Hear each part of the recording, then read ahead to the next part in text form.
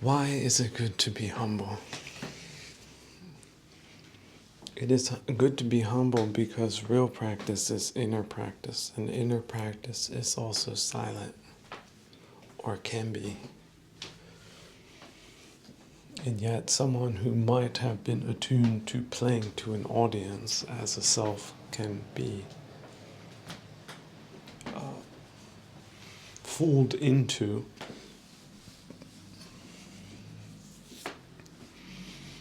that lest one be known for boasting, one should speak in solitude with no one but oneself. And then again, self, why self? Why this self that acts this way in a conversation with oneself? Should one listen to abuse, beratings, not good enoughs, not well enough, not quick enough? How about that? See, if I bring it back down to my comedy routine, making people laugh at selves, themselves, other selves, foolish characters, foolish circumstances, that they can gain distance from their variables and laugh about them. Laugh about them instead of cry about them. For example, just a major difference. Like people's lives before and after, like the people that finally look at things that way, they are so much better off. They're really, really healthy inside. They're very solid. Everything fits together nice. It smells nice. It is nice. Because they see it that way and not the hard way, not the vinegar way. Right? Taking offense at everything, that's no way to go through life. That's a terrible, terrible, awful way to go through life. Don't do it. Refuse those orders or moods that come in. Right? Shoo them away. Open a window. Turn on a fan. Walk someplace else. Take a trip, a journey, a pilgrimage, a flight someplace else. Change your point of view. Change your microenvironment. Change the tools within your environment. Change the scheduling within your environment to suit civilized and sane conditions that are preservative in mind and body. But not completely at rest and not all the time engaged. In fact, for people, and this is a problem in the post-industrial age, is that people can just keep going. Right? The scale of what one can do is one can just go too fast and too far. And although some people think that it's amazing that you're such a champion and this or that you do, but often praise and blame are part of the worldly winds. How about the man who built the Suez Canal? He was a hero, an engineer, right? Modern one. Then he tried to do the Panama Canal. He failed miserably. The end of his career was spent in complete disgrace. Like the blackest of smearing kinds of people that were very disappointed. And in fact, many people died. Many people lost everything, right, for betting on him. So the emotions were very high.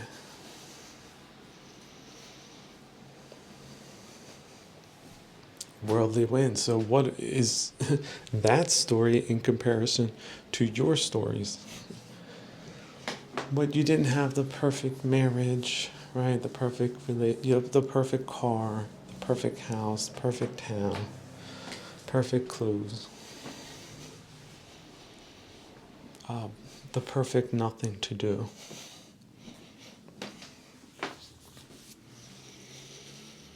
Well, that's nothing extraordinary, is it?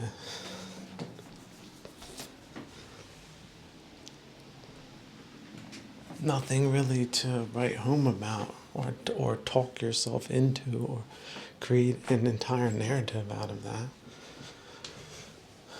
You don't have to knit together a quilt filled with yarn like that. You don't.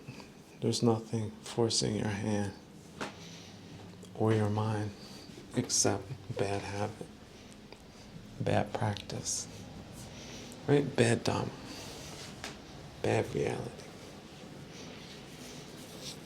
topsy-turvy reality. The small things appear big and the big things are invisible. Like Om is invisible, but losing $5 on a something or other because you were too late with the payment or had to do something twice or so on and so forth, that your mind can get caught in a labyrinth of disappointments and aggravations like that. And then all of a sudden, one realizes that one is almost manic with some kind of either rage or desire or ill will or some other worldly aim, rather than the relinquishment of those ordinary ambitions. For the sake of inner practice, which is silent practice, which is not a boast.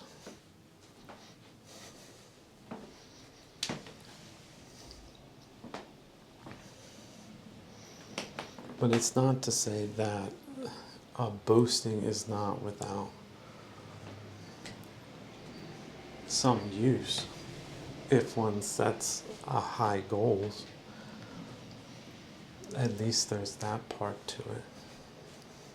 Now, should people be skeptical or, in fact, not very well-wishing towards people that attempt high aims like that in a way that they don't approve of, perhaps, because it's not perfect. It's not the perfect attempt. That would be on them.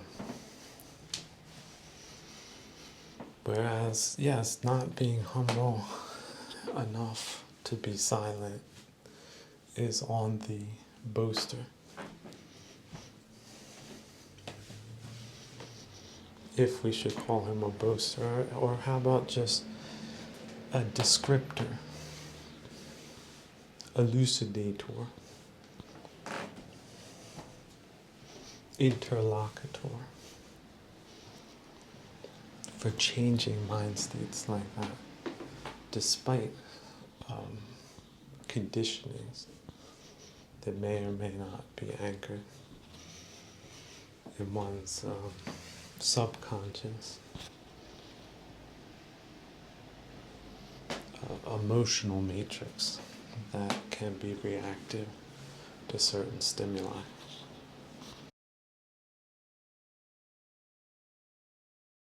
Now, one of the benefits of being in the practice of engaging in meditation, which is to say, you break up your routine. For example, you get to places early, not just like 15 minutes early, maybe an hour early, and then you have an easy half hour which you can attempt to meditate in. But coming back to some of the tricks and tips, Budo is very widespread in Thailand. It's the Budo practice. So you get to a position where you can rest. For example, you park your car, you're an hour early, you have a half hour or more. And then you just start focusing on the breath. You get yourself in a comfortable position, perhaps away from other cars, like you don't have to park right next to the entrance where all the little pathogenos are honking and racing towards. You can go to the other end of the lot or some other place. You don't have to be in the middle of things. Then you can focus on the breath with the least amount of distractions. Although, remember, we are in samsara, so when distractions arise, you're in the Budo state, hopefully. Budo, you can translate it into the one that knows, or the narrator's position, right? You're narrating, you're in between emotional states. And you can witness the chitta, which might be in an aggravated state because of wants or aversions. And you can say that a couple of times. Wants and aversions, wants and aversions, wants and aversions. Say that 10 times. You're the one who knows, right? Budo. And then revert back to Budo and the breath. And then you can just witness it as a heightened emotional state without really any reason. Because you've named the reasons. You took out your shotgun, okay, of explanations, and you just start blasting all the pigeons that are flying around in the form of aggravations and heightened states of people could say suffering or annoyance. I like annoyance. Annoyance is a good one. Annoyed at having to be in a certain place, in a certain time, in a certain country, under certain conditions. It could be something tropospheric.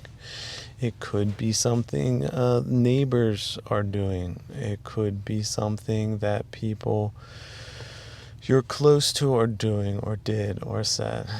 Very understandable. It's so common. It's so basic. It's so normal to subnormal to just be wrapped up in that all the time. But meditation is the key to the door that would keep you locked in that state of consciousness. And look at that. Even your 15-minute meditation gives you that much subjective distance from it. The return to a work routine, right? Mondays, you got there early on Monday. You can do it then. You can do it. Is it someone's birthday, for example, that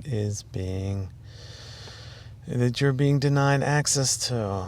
Well, maybe next time you can just send a postcard, right? And you can put everything you want to say condensed in something positive that doesn't have any of the other negative aspects to it. And then, of course, you're not going to proliferate on social issues and the post-industrial weeder luxury class banker usurped despoiled oppressive socio-political, economic, or cultural environment you might, again, proliferate on by perhaps seeing just terrible, devilish, samsaric kinds of things, and yet engaging with them with your mind is probably the worst thing you can do instead of liberating yourself from them. And as far as the future goes, nobody knows. Like I said, maybe tomorrow all these horrendous cities and mayors and governors will all be nuked. You know, the nukes are already, they're pulling them out on the tarmac. Just they're waiting for some dictator to tell them to push the button, and then it's a whole new world, right? With different aggravations like radiation and invasions and drones and anything else your mind can cook up in some type of science fiction scenario like Orwell did, right? Just make everything worse. Just a terrible, terrible, awful vision of the future. Or not. You can just say, oh, I see where this train is going. And you watch the doors as they're open, and you hear the last call, and then the doors close and the train off in direction proliferation goes without you, and you can turn around and again sit down and concentrate on the breath instead. And then the other annoyances will come up. This distraction, this person pulls whatever within 50 yards of your vehicle for no reason and starts causing some type of commotion. Or the thought comes, well, you should go now, even though you have 40 minutes, right? You're trying to cut it off early because of anxiety or something. Or your mind turns to worrying about what the day will bring, or the things that happened in the last week or a year ago, and so on and so forth. While you stay in the state of Buddha, even if it's just for 5 minutes longer, you're just going to witness it. And that witnessing means you're not it. See, you're not in it. You are detached from it. That is the position of elevation. And remember, you might think, well, this thinking on the breath isn't important enough. It is the most important thing. You stop breathing, you will die faster than if you had no water to drink. And you will die much, much faster than not having enough to eat. It's the most important vital process that most people are completely unaware of as they pinball through life, doing what essentially are nonsensical and meaningless things, if you want to get right down to it. Now remember that the normal and subnormal reaction of the one who knows is to get furious or angry or impatient with the chitta itself for causing basically a ruckus, right? Causing suffering, unnecessary suffering. I mean, people who cause unnecessary noise, just imagine how angry people get about that. Normal people. And now imagine these normal people or a normal point of view watching the chitta get worked up about something or another. It could be a very small thing. It could be something that you know is ridiculous. It could be something that you thought you were over. It could be an expectation that you know is ridiculous, like the expectation of perfection in samsara. You know it's ridiculous. You're certain of the ridiculous of that. But the chitta is off the charts, perhaps worked up about something or another. So the one who knows right there can easily slide into making the situation worse. When at that moment, precisely at that moment, it's compassion. Right? It's the best friend. It's the mothering instinct, right? Taurani or Artemis. It's that wavelength that you need to be on, which is, of course, it's super normal. It's easier said than done, right? In fact, you don't really do it. You just have to condition yourself into that. And realize, yeah, it's you. It's right. It's okay. It's not you. It's not yours. But it's your consciousness that the chitta is in. It's your chitta, right? It's also your karma. It's your karma. You treat yourself poorly. You punish yourself in that type of position. You're absolutely not going to make things better for yourself. You're going to make them a lot worse. And so, again, if you're the one who knows, why would you engage in basic unskillful behavior? Why wouldn't you engage in compassion at that point? And if not compassion, at least patience with neutrality. Okay? Because that's also an option. And then it's a matter of waiting it out. Right? Meditation, that's what it is. You wait it out. With, imagine that, patient neutrality, it might take you days. It might take you months. It might take you just for the next 5 minutes. But it is the skillful thing to do instead of making it worse by becoming impatient or angry with whatever state the chitta may have gotten itself into.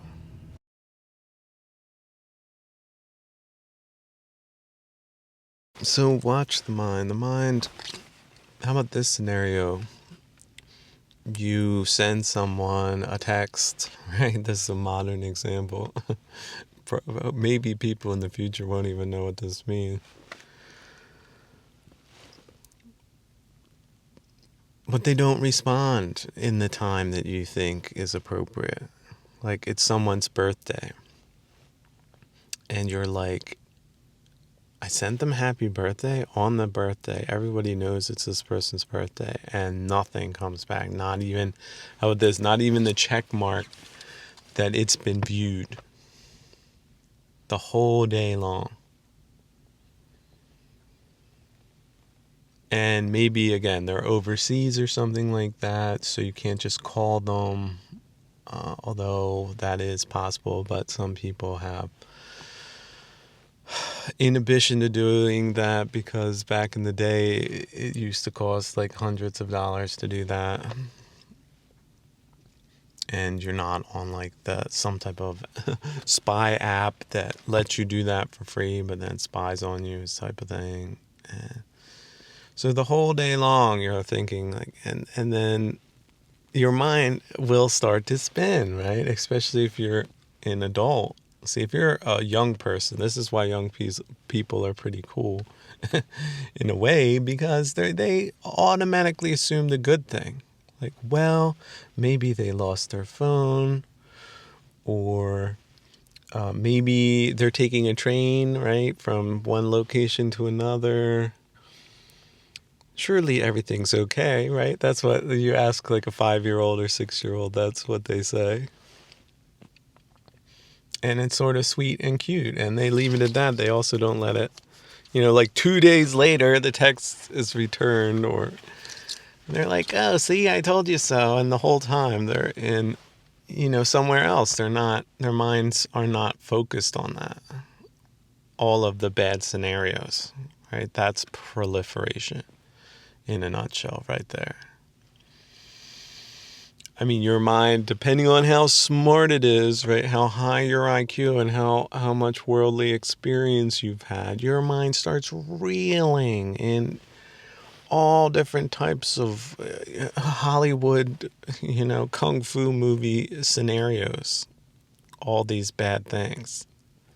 And then you start suffering because of that. You start getting worked up because of that. Start getting really, really angry. You start, your sense of self starts to feel attacked. Like, well, am I not important enough that somebody would not respond? And all these other things that if you could just catch some distance from, right? Look at the chitta from a distance and let it go. Right? You can do that if you're a skilled person. Like, first off, realizing what you're doing and then nipping it in the bud, right? Stopping it. And if it comes up, if it's persistent, 1, 2, 3, 4, 5, 10 times, you stop it each time. And you do other things. And then even if the worst news comes back, then you deal with it, you compartmentalize that too.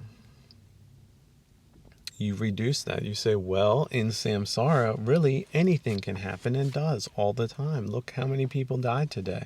It has to be at least, 4,000 or 5,000 people. What country do you want to pick?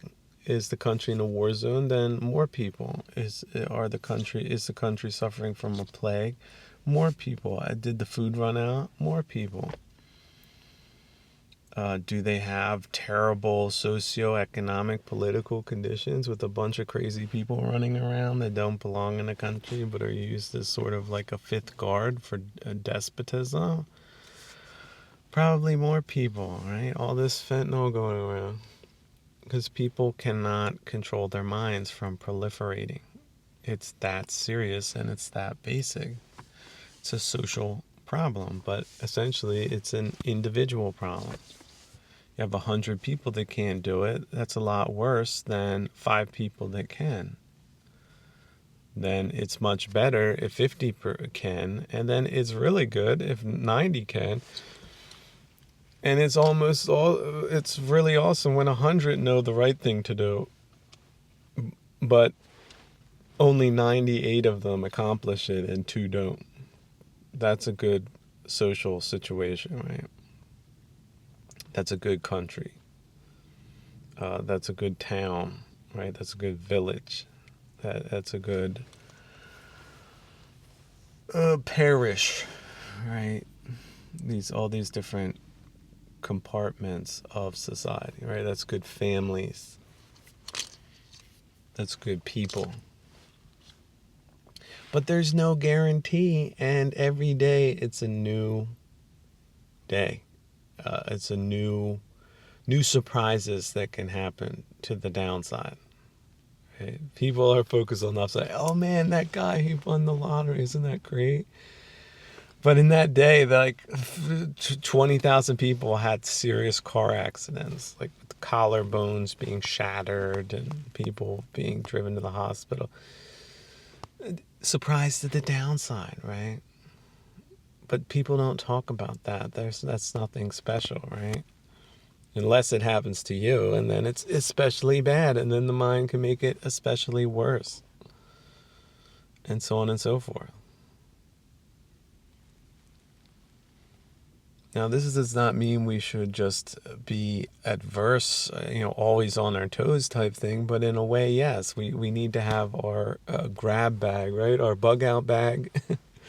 We need to have our tools that we can use in an emergency. We need to have our medical kit somewhere that we can get to. Here I am using a chainsaw. You know what? It would really be smart to have the right PPE, the right working method, which is to say, learned and trained methods that reduce accidents, and a medical kit, and know how to use it, and other equipment like a phone to contact people if the chainsaw does somehow slip and hit your leg, that you can get extra help, or you're working in pairs, which is recommended, right? Or in a team and not alone, and so on and so forth, so we can reduce the level of exposure we have to that type of risk. That's what professionals do, right? Not the amateurs that just run out there with their shorts and flip-flops and a whole lot of nothing and say they're going to, chop up some firewood or something like that. That is injury-prone behavior, right? A professional would just shake their head. They would just walk right over, turn the chainsaw off, and take it away and say, look, you're going to hurt yourself with this. Well, that's most people in their minds. And yet, mind control for them is some type of esoteric topic, like some evil people are trying to control their minds. But the idea of controlling their own minds doesn't really occur to them. That it's possible, doable, or indeed very desirable, and a very high accomplishment to be able to do that.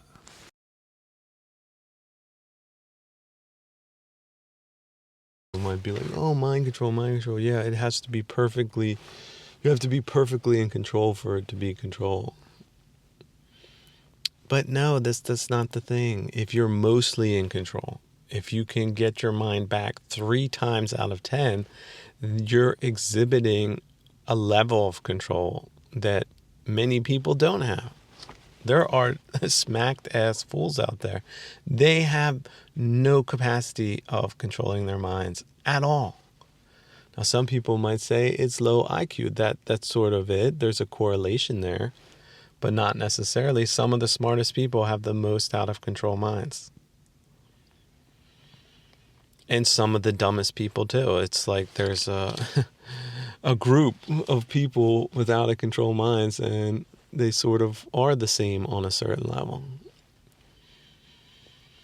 It's just the one set of people have elaborate kinds of escapades of the mind, and the other people have simple ones. Hey, you insulted me. You looked at me funny. Why are you here in my space? And it's like, what? This is a public bus, fool. It's not your space. No, I here. This is my space. Why are you here? I don't like this, right? Proliferation. And then projection. And then how many scuffles happen like that in terribly stupid and defunct areas? Well, it has to be tens of thousands, if not more, hundreds of thousands. Where are the statistics? They're not they're not covering that, right? But all these things are happening, and people, again, young people usually have a positive disposition of mind, so they don't see the point. But then when they do need it, they realize they don't have it. Like, where? Oh no, where's that medical kit? I did hear about that, but I didn't purchase it because I didn't think it would happen to me. Well, good luck now. You don't have a bandage, right? You don't have what you need. It's going to be a lot worse now. Nobody put you through that course, right? You didn't get that cert. It's not going to go well for you now. The first and second and third time that you don't get that kit, it's going to be real nasty, probably. And it's a toying cost whether you'll survive or not, or get an infection or not, or so on and so forth. There's no guarantee anybody's going to pull out through that. So I encourage young people to get on it as early as possible. And just being able to focus on the breath is a very big accomplishment. And everyone thinks, oh, that's the easiest thing. Yeah, try it 5, 10, 15 minutes, an hour, and watch your mind just jump right off course. Catch yourself time for time and then correct. That's just training, friends. That's training for the big stuff, for the real stuff. Okay. When you're shooting an arrow at a bundle of hay, okay, it's not the real thing, but it's practice. It's called practice for a reason, right? So when you do shoot an arrow, when it matters, that you can hit the target. And maybe not just hit it, you hit the bullseye, and you do it consistently, right? The practice, the training leads to an expert level of proficiency. I was listening recently to Ajahn Katamalo, and he used the great simile and example of the precepts being like a safety net in a real sense. Like you're a trapezist and you're possibly gymnastically engaged in life because life is a challenge and you are accepting the basic realities of samsara, that you're not going to get everything you want, for example, and you're going to skillfully accept that. Like, not overdo it, right? You're not some life form that isn't worth living, or being at all. You're have a very fortunate birth, in fact, and that you can learn all of these things and then improve your character. But you do that like flying through the air and walking the tightrope and all the things that acrobats do. So you envision that. Watch the old time circus or gymnast. Watch very accomplished gymnasts and then add an entertainment factor. Like mix in, what is that? Circus du Soleil, right? All the zaniness of life. Like that. And then guess what? You installed a safety net that's elastic, very strong. And in fact, you can have fun jumping on it like a trampoline because it's so resilient, like the 5 precepts are. And so they protect you from a hard falls in life where bones get broken and careers are ended and lives and injuries commence that were totally unnecessary. The difference is day and night between a training ground where you're just bouncing. Each fall you make, you bounce right back up with a great attitude, accepting all of the austerities as the fuel, the catalyst for even microscopic improvements or partial improvements or incomplete improvements. In attitudinals, dear friends, everyone can afford them, but not everyone has them. And being injured seriously over and over again due to unskillfulness is a great way to develop a bad attitude for real reasons, very compelling and understandable reasons. But that doesn't make them any better, does it?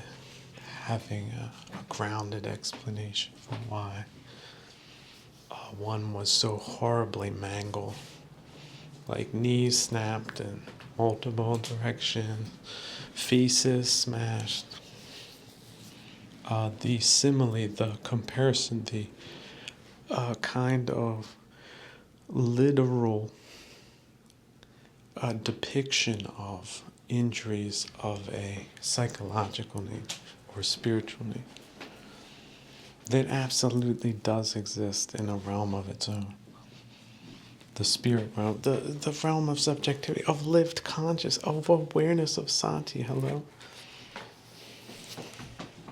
That level, not the conditioned, unknowing, ignorant level, where none of that is around. There's no safety net, psychological, elastic, fun. Bouncing. Have you ever played on nets? Have you ever climbed on nets? Especially ones that are very sturdy. It's great fun. It's comfortable to climb them. And you're very secure. Like you put your elbow around, you're not going to fall. You need to go up. You have foot rests, multiple ones. You can go this way, you can go that way. You can go laterally. You don't just have to go up. You can also just hang out on the net. It's almost like a couch. It's so restful if you're able to, push it and bend it in a micro environmental way because you're not right in the middle of it. You sort of climb to a place that's shallower. Not necessarily a place you want to fall with your face or back, but if you know such areas exist, you can also use them for rest and repose, right? Recharging the batteries, taking a break, regaining one's senses, letting attachments go that cause unnecessary suffering, because life is variable, infinite amount of variables.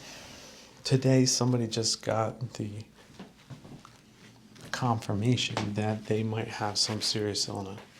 But just because you don't know that person doesn't mean it can't happen to you.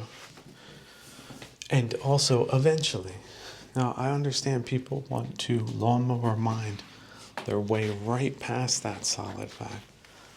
But it really doesn't behoove them to do that. It does behoove them, however, to pause and then to reassess all the things that might be annoying them in the light of those grander facts of life that frame our existence in samsara. The gilded frame, or a gilded frame, perhaps an ornate one made of super alloys that are blindingly bright comparatively to the wrong takes on things. Because I was neglected as a child, now I can't at least not suffer unnecessarily because I'm a victim, right? I can't get out of the spiral I'm in, so it's everyone else's fault. Looking for a reason to blame someone else instead of just solving the problem by getting over it. Now, some people, when they hear that phrase, it's like being slapped in the face with a whip. It has driven many people insane to just hear that phrase. Because they would, if they could, they feel they can't. And that's why it's so frustrating. It's so painful for them. But they're wrong, right? They were wrong then, they're wrong now. They will be wrong in future selves, future lives. Any self that thinks that way is wrong. And why is it wrong? Well, ipso facto, the wrong view creates suffering on scales that are hard to measure with a ruler and a pen. Or with a paintbrush, or with a doctor's slip. Doesn't really do it justice for those people in those circumstances that feel that way wrongly. I want to return to that truth. Wrongly so. You ever take a wrong turn and then suffer, and get lost? It's like, just even if it's for 5 minutes, it's exactly like that. And how many times do we end up doing that in life? How many times is it inevitable? And why can't we see that with playful, experimentational visuals, perspectivisms, instead of it's just this way, it can only be this way, it's absolutely this way, there's no other way but this way. There's one way that I want that I don't have.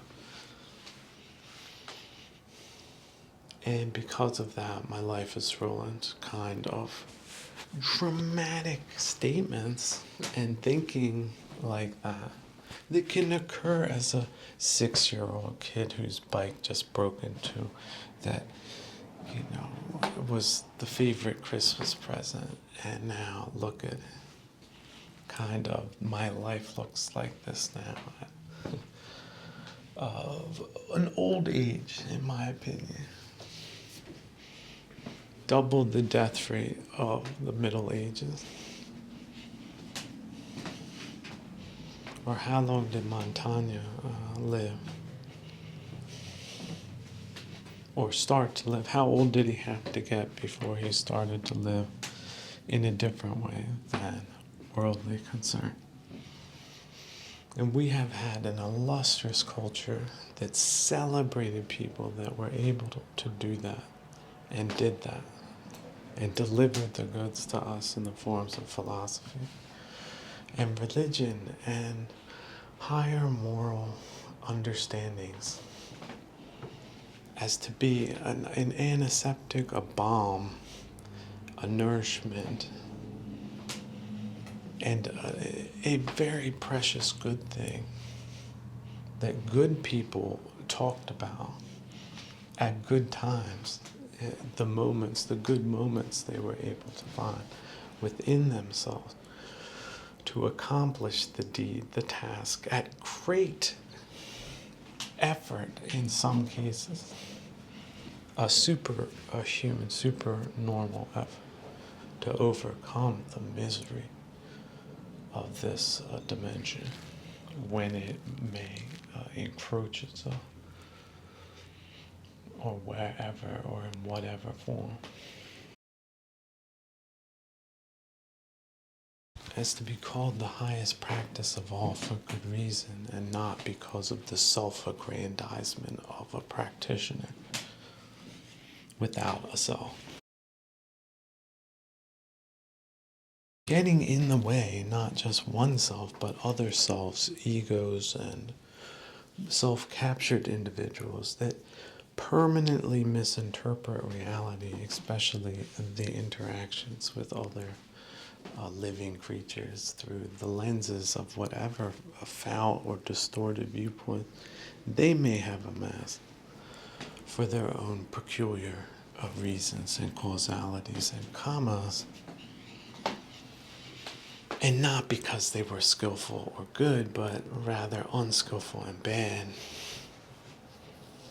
Such viewpoints dim and distort and also hurt the eyes of the wearer, don't they? Imagine having some goggles that made the world look screwy and then let stuff through, or actually created debris because the inner part of the visor chips off and explodes at times, causing aggravation and anger outbursts and blindness.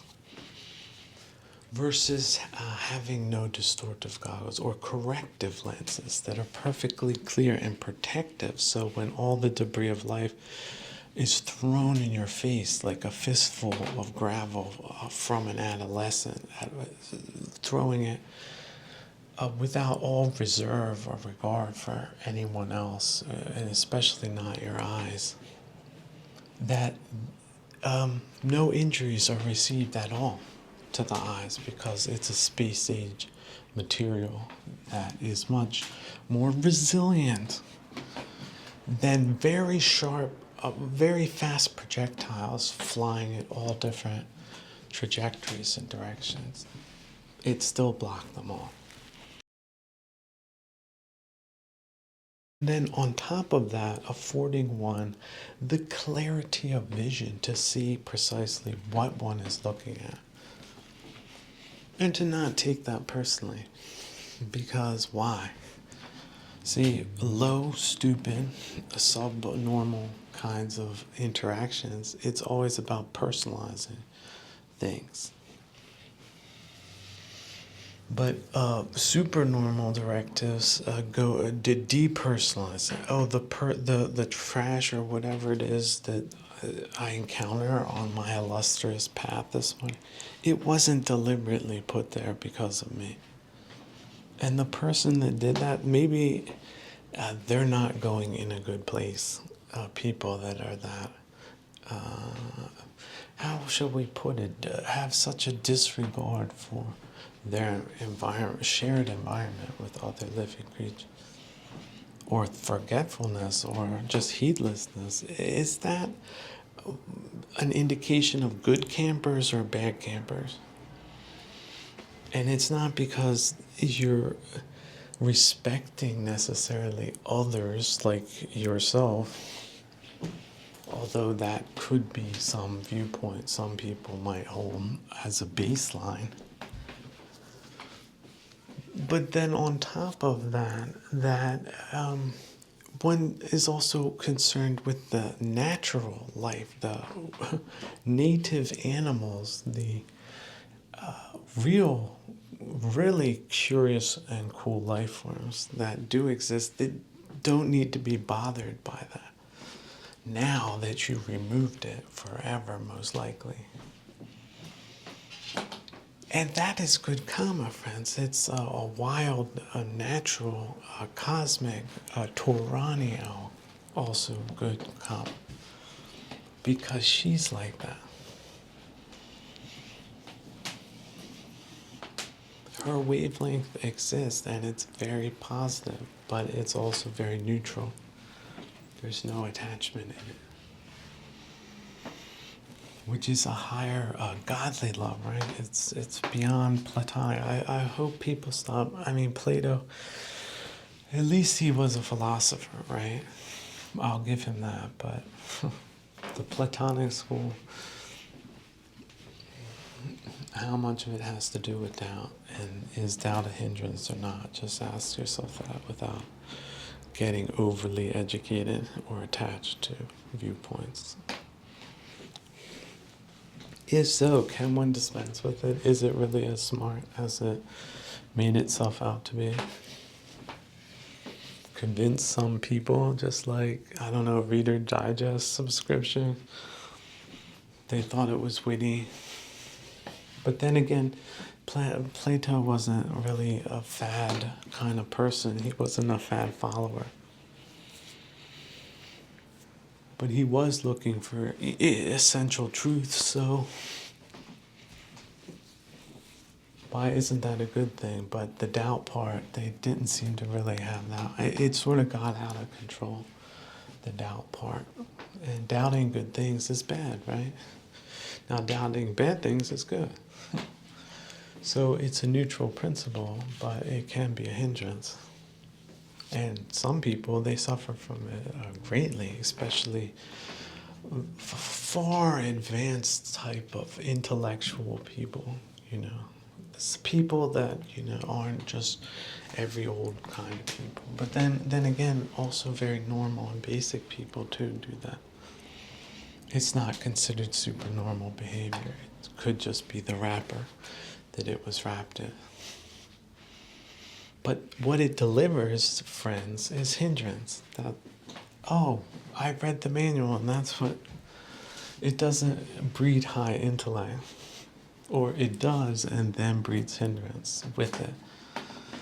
Which is very avoidable if one does not go down such mazes in the first place by just reading the basic sign. But then again, taking what is beneficial, just leaving what is bad, curating it in a practical way, then an abstract way. Not giving heed to all of it, because some of it is misguided. And it was claimed to be misguided by some very wise people at the time, which led to such a dramatic kind of exchange in the first place, especially at the end of his life. Or not Plato, but Socrates, of course. But Plato was the recorder of Socrates, so how much of a difference is there really? Well, many scholars have looked into the nuances of that, and there are nuances, because everyone has their own individual view.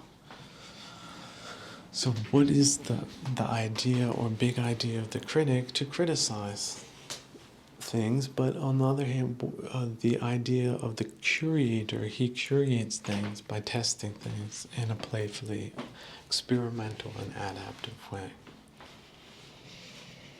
And then step by step, cultivating what can be cultivated despite grave disappointments with even basic things like, oh, the running water is more difficult to obtain here, so one has to go to extra efforts. But in the other place, that wasn't a problem. But in this place, it is. And so on and so forth. In every situation, there are different variables. All subjected to temporalness, right? Wabi-sabi. They find themselves in a constant state of that, ever renewed, fresh state. But then there is conditioning. And then there is good conditioning, like the safety net, the precepts, and then there's bad conditioning. Self-medication, for example, for unnecessary sufferings that doesn't address the sufferings, which are attitudinal. But then the good news is that means they're addressable and changeable. I thought this way yesterday, but today I think in an entirely different way. And in fact, I consider what I said yesterday wrong, right? I can admit it because I don't have a big self getting in the way. But then again, maybe I wasn't wrong if it didn't lead to anything other than being an inconvenience, for example. And there being boundaries. How far will the irritation escalate itself? Some people take it too far, don't they? But that's where the saying comes from, F around, right? FAFO, right? That's why you don't do the fa first. And this doesn't mean challenging people. It means not attacking people, giving people the benefit of the doubt. But to an extent, like your door is locked anyway, right? But so the person that goes and rattles on it, maybe it's just a neighbor. He shouldn't be in your house anyway, right? So he rattles, you're not home, he goes away. But the person who breaks the door down, that's not a good person, is it? So it's not like one was hoarding things. It was one prepared signals around oneself to let one clearly know whether something was clearly wrong or not. And then something is clearly wrong, like someone setting fire to a museum, you have to act. Hey, whatever happens, you have to someone has to tackle the person. Somebody has to stamp out the fire, and only so does bad causality get nipped in the bud like that. There's nothing bad about it. There's a lot good about that. But we can't confuse our signals. Like, we can't go running around looking for people setting museums on fire. That's ridiculous. It's just you have to be in the state of mind to act rightly when the moment comes. But, of course, with varying degrees of skillfulness. I mean, I was wrestling with somebody in a golf cart going 25 miles per hour, and I got punched in the face so hard that I flew out. But because I trained, for example, judo at 6, I rolled and I held my chin to my chest, and so my brains weren't smashed out like these other lump or 2 or 10 that had that happen to them or that they experienced.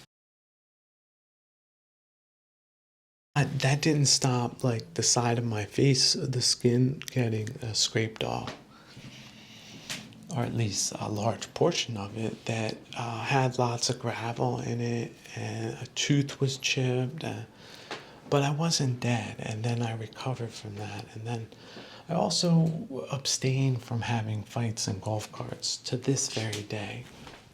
I won't even get near a golf cart that has someone in it that would bring me anywhere close to some kind of a conflict like that. That ends up, even has the remotest possibility of ending up like that. I avoid it. And so should you, all of the things that are comparatively similar to what I just described. I like the idea of going back to basics.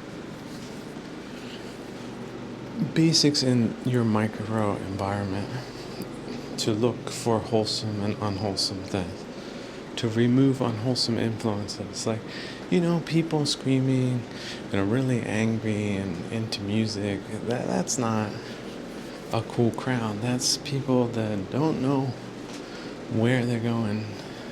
And it's probably not a good place.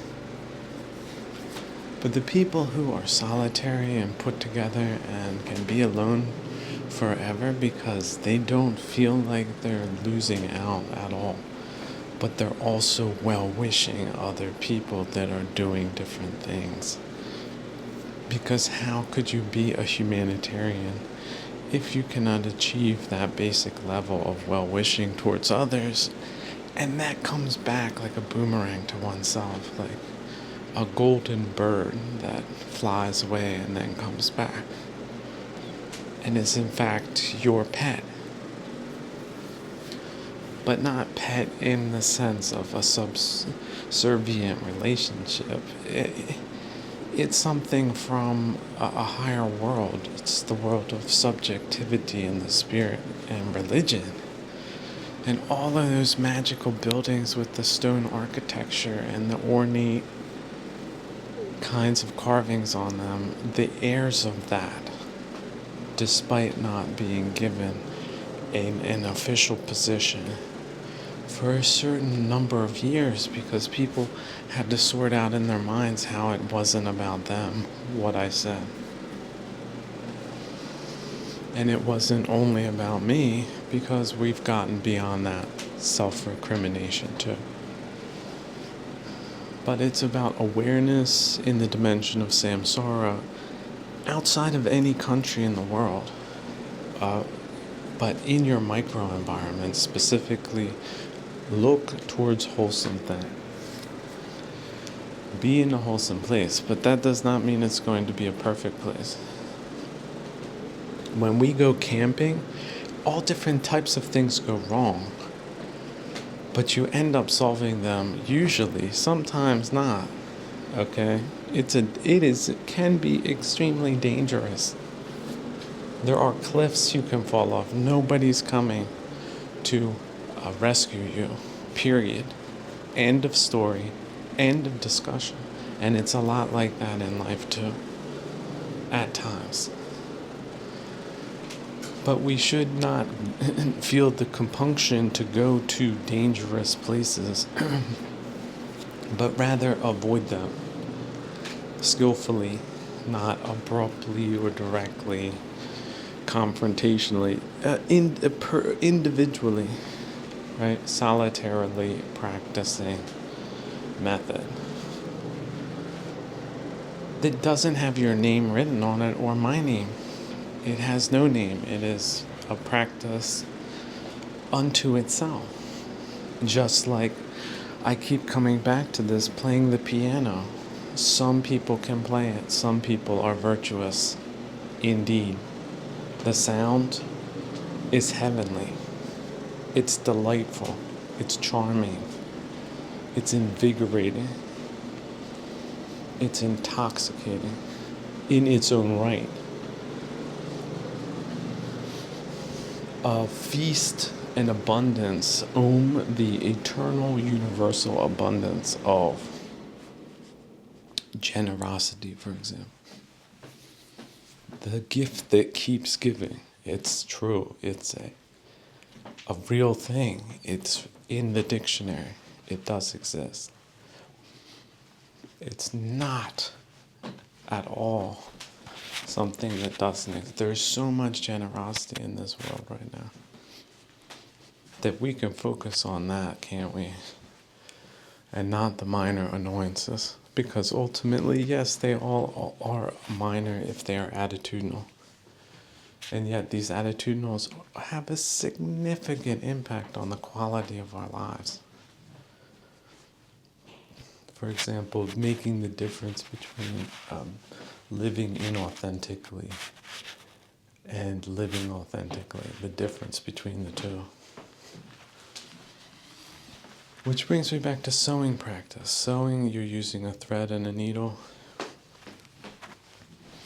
Thread itself is very weak and flying in the wind, but if you sew like 1,000 times in a day through a certain, let's say, patch or loop or belt, that bond will be impossibly strong to break.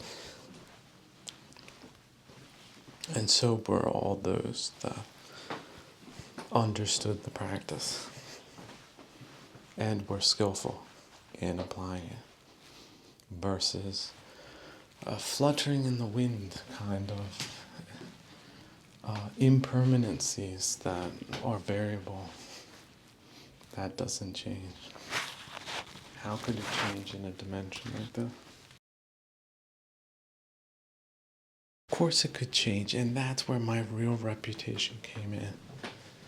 They called him the change maker because he came in and changed people's minds. Like, he wasn't focused on all the bad things in the world at all, but focused on the good things. The future, where people that didn't get along before actually get along.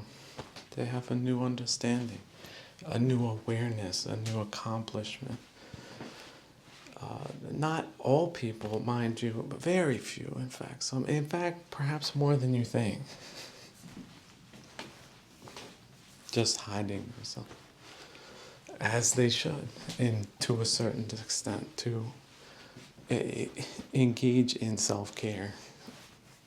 Which brings us back to the microenvironment and sewing as a practice, right?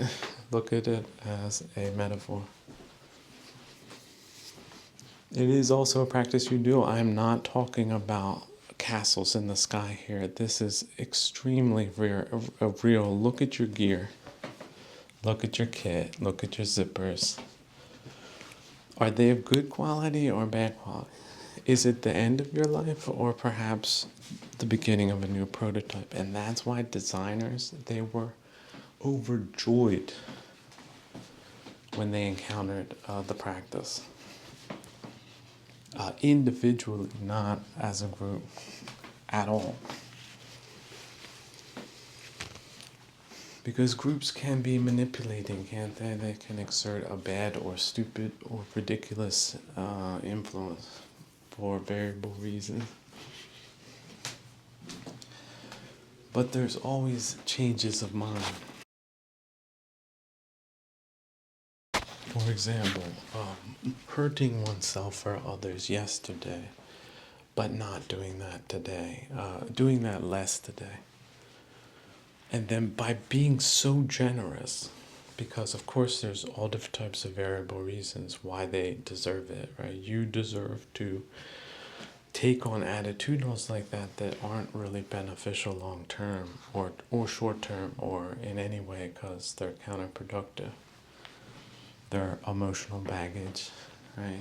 Based on most likely protuberant expectations. See, somebody put that on a t-shirt too. Protuberant expectations, they severed them. And then we're not disappointed if or if not they came to fruition, because one was detached from the outcome, truly. Outcome independent, as some seekers of the truth have encountered that mountain range.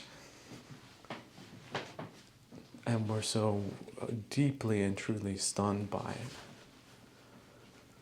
having been described in the books, but not really experienced yet, because it took the practice to get there, which was perhaps through extremely challenging mountain ranges. Like mountains that splitter, they're like, 2 meters wide from each other, and they're sharp as razors.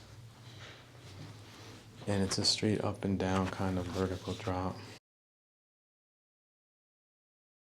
How are you going to drive straight through that? Like at 20 miles an hour or something, unless you fly above it. But then again, what's the point of even owning land like that on this planet? Does that have a psychological value?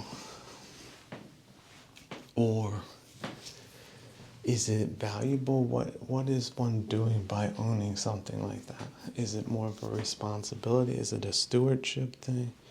What can you get out of that? That might be your life, okay, for a time.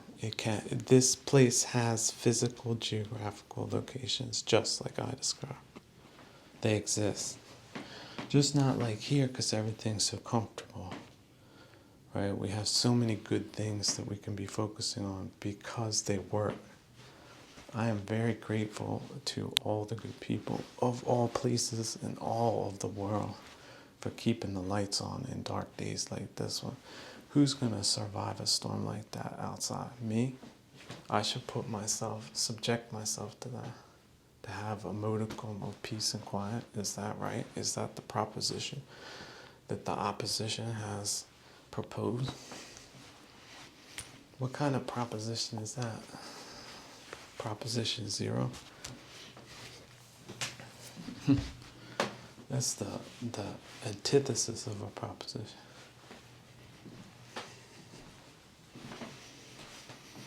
So look, this life is not simple, it's austere. The austerity practices, you can still use them, but not to the point of self-harm. I think that's the great lesson that our brother, Siddhartha Gautama Buddha, yeah, he sort of pointed that out, not me. Like he had these books, call it the Tripitaka. It's like a library.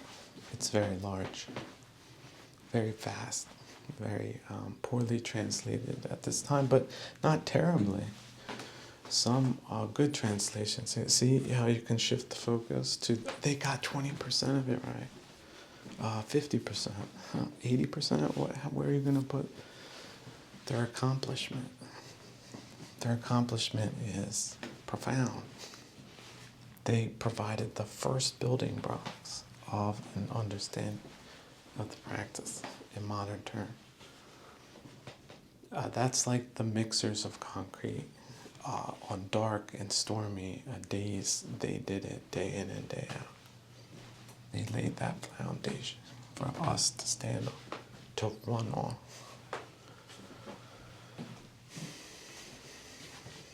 To sit on, right? And lay on. That's a lot of beneficial repose that is meaningful and not filled with strivings of any kind. Wanting this, not wanting that. Either side of that coin? Of course not. That's the basic indicator of wholesome and unwholesome for those that need it broken down on the stupidest of entry-level levels. Start there.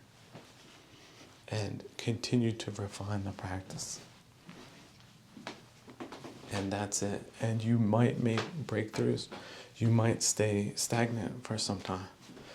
You ever hear of the term the doldrums? Yeah, a lot of authors use that to describe moods that they fell into, or that certain places fell into for a time. But the crew needs to stay together. That's it. They have really no other choice. But to be skillful if they will survive. And that's the heroic spirit. And it does pay out in multiple lifetimes, is the speculation. But in this lifetime, oh yeah, if you can cultivate it, just like an orchard, right? You've cultivated a very specialized kind of peach. Like you've taken different descriptions of peaches, you've tried them yourselves.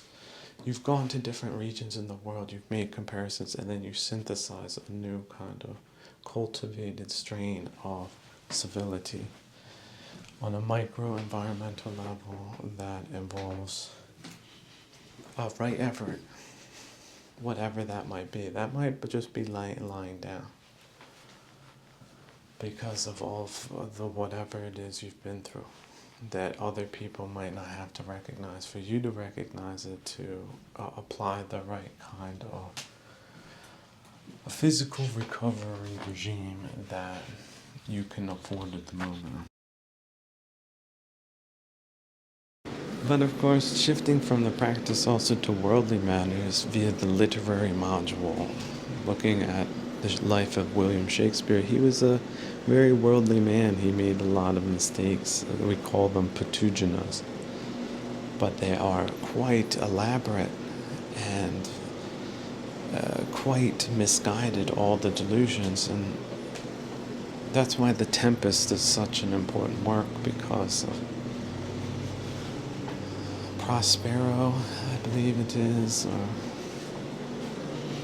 But anyway, yeah, William Shakespeare, again, his father was a very ambitious man, worldly man.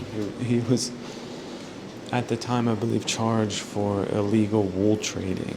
So at the time, that was like a big deal. Like wool was probably one of the biggest, most important commodities in the Middle Ages. One of them, and one of the chief regions of that. So that's sort of a career ender right there. Like there's not much you can do, but if you're still ambitious, then there's just then the other fields you can pursue that are, if not blameworthy, at least blameless in a larger scheme of things. If they afford one, erudition or other things that are quite costly, and so some people would stretch the means to do that in order to achieve that. And there again, we come back to the Patujuna's dilemma in samsara. And then the skill to see such things either comically or tragically, but both in their own time. Looking at them skillfully, tragically, so that you extract a moral lesson from that. But also not too much of that, then mixing that with some of the comedy, but not to the point of insanity, like the point of laughing and just not caring at all. But see, not caring about the right things enough to engage in the practice at least, and then letting things go from there. But at a incrementally cultivated, curated pace that we can manage, and not burning ourselves out with 1,000 different projects, including, it could be relationships. Yeah, a lot of people say, oh, it was a low maintenance relationship. Let's hope it's that, if that. But high maintenance relationships out there exist, and they can be covert, right? You don't realize how much time or pressure or whatever it's putting on you. But it is, and it is influencing the level of your frustration, annoyance, right? Annoyance levels. Do you see that? What is that? Is that a new translation of dukkha? Oh, wow. That now everything makes sense. That's people came up, that's how people talk in my day. It was just that little piece of the puzzle that they were missing. To, take that donkey's bridge, right, across the gap, over into the promised land, right, the good places. So micro-curated, micro-environmental spaces that limit one's exposure to commuting time, right? Car troubles, anything within the chain of carrying out some process, so that the process, you have redundancy built in. 3 days a week instead of 7 days a week, that might be the best strategy. But instead of doing like 2 hours 3 days a week, it's like 12. And then, you get paid the same kind of thing, because it's sort of a reset of productivity and how one does it in a fluid, humanitarian kind of way that doesn't kill the patient. And something which, if the insight into such matters becomes known, can be used to change so many people's lives for the better and not make them worse. Because we are looking at the side effects of the Industrial Revolution just on an economic level, and we can look at that as a historical environmental and not as a death sentence. Right? People, before they knew the consequences of asbestos, right, were working with it a lot. In fact, it's now used, probably still in applications, because of its scientific properties. But it might be produced in a form that is not as carcinogenic as the previous versions, for example. that shows the self-corrective, self-healing, adaptive, collective efforts that have been made in those areas. Which brings me back to John Muir, right? And his work for the National Park Service that led to all of those great spaces coming into existence, and also the stewardship that went in to those places, the curation that went into those places, the net massive positive effect that decisions like that have. But it did take one man to do it, and it did require sacrifice. Okay, to an extent, right? The malignant narcissistic fool would think that whatever they feel is the reason why something must exist, then it should exist. But without self, you're freed of that, right? You have the whole universe instead. But that does not change personality types in one's vicinity, one iota. People captured by narcissism, they don't get free. A lot of them are conditioned into it. And it's sort of a self-terminating trajectory because it's based on a massive fallacy, right? The permanence of self, or the perpetuity of it into the future, is a delusion. Now, we can wish ourselves all well, like the orchard I plant. I'm not thinking of the macabre aspects necessarily of the end times of it, but I understand what I'm getting into. But of course, my calculus is that this is a place where it is a good idea to plant fruit trees because of the microgeological aspects of the place that lead it to being a prime landscape for a specialized orchard. It could be of mangoes, right? Lots of stories of mangoes in the Tripitaka, by the way. Next time you see one, that's what you'll think of. But also of snakes and other jungle creatures. Also mystical beings. Mystical beings that aren't understood and then are made angry, and then it sets off a cycle that we see repeated many times on an individual and historical basis. Is that not so? Now, it was recently that a dear Christian friend wrote in and said, "Brother, what about lust?" Thank you. Yeah, I think on a religious level you can talk about things like lust, and then you can see that our ancestors knew that that was not something that should be encouraged. In fact, you should limit even the potential of exposure to it so that one not derail one's thoughts, let alone one's life, or both, because see, the causality of that, the deeper you get into relationships that are psychologically dependent like that, such as validation schemes, are like that your happiness is not dependent upon your internal locus where it should be as a sovereign living creature, right? Possums, pretty much sovereign, but you see they do live in little groups, right? They help each other for survival,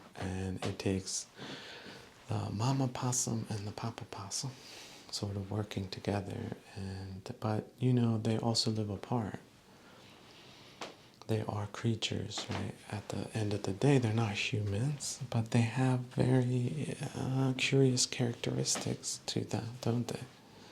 How about they come out at night and then they climb into the garbage can? Look, climbing into the garbage can with their little hands and feet, that's an amazing kind of feat for them to get inside and or to chew in and then to drag whatever it is out. And no, people don't like them because they make so much noise, because they attack. They're opportunistic, right? Things that they think they need for survival. But okay, of course, they're also wrong. Some of the stuff they get into, nobody should get into. Just have a street. There's possums that live around cities and stuff. Oh yeah, they're the worst ones. Type of garbage they get into. Imagine you are confronted with a couple of bags on, Monday morning on a hot August morning, and the sun is already blazing on that spot. And you didn't reckon a possum was going to come and do that, but it did, and I don't think anybody won, except for awareness.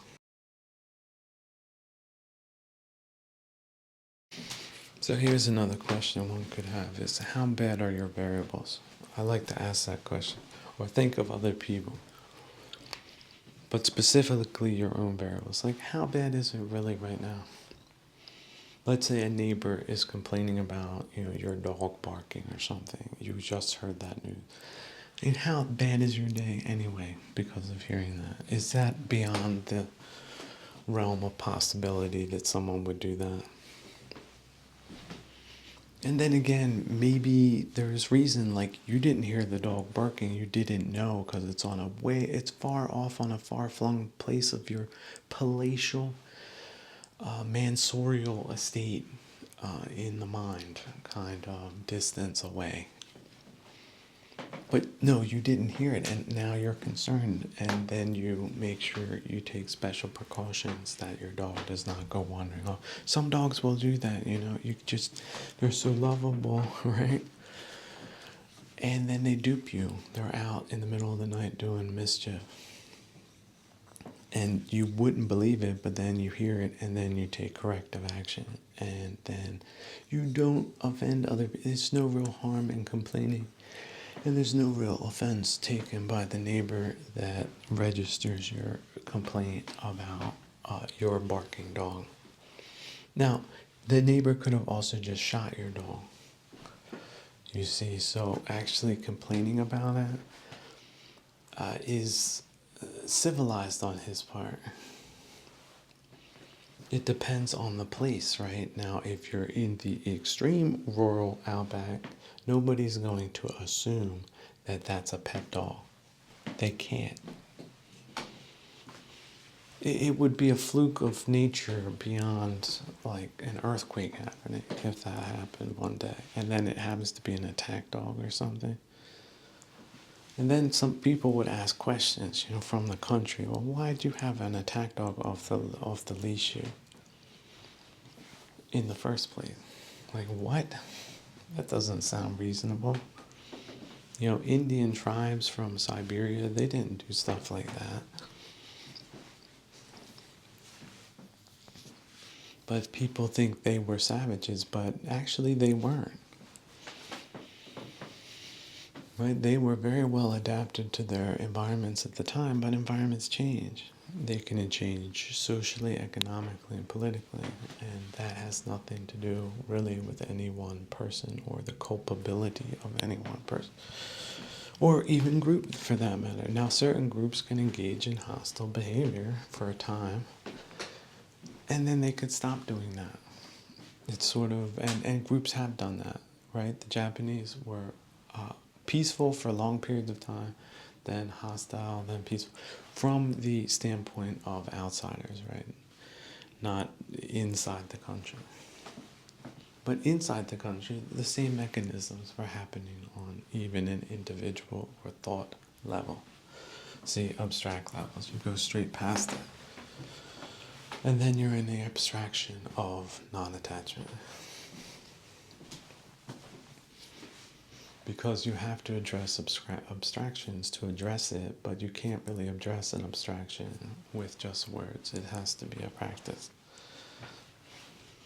A consistent way of viewing things that is indeed accurate, but not definitive. Constantly changing, constantly adapting, a wabi-sabi kind of existence. One day this way, tomorrow another day, perhaps in the third day in a whole new direction. That, how about hostile and peaceful at the same time, but to different people based on different modalities of time. But of course, also being the well-wishing party to prime the pump, as they say, but also not be fooled by con jobs, right? That profess to be that, but aren't. That's the definition. But although that does exist, it doesn't mean that the authentic does not exist, right? Just because there's counterfeit things does not mean that the real thing does not exist. Oh yeah, watches from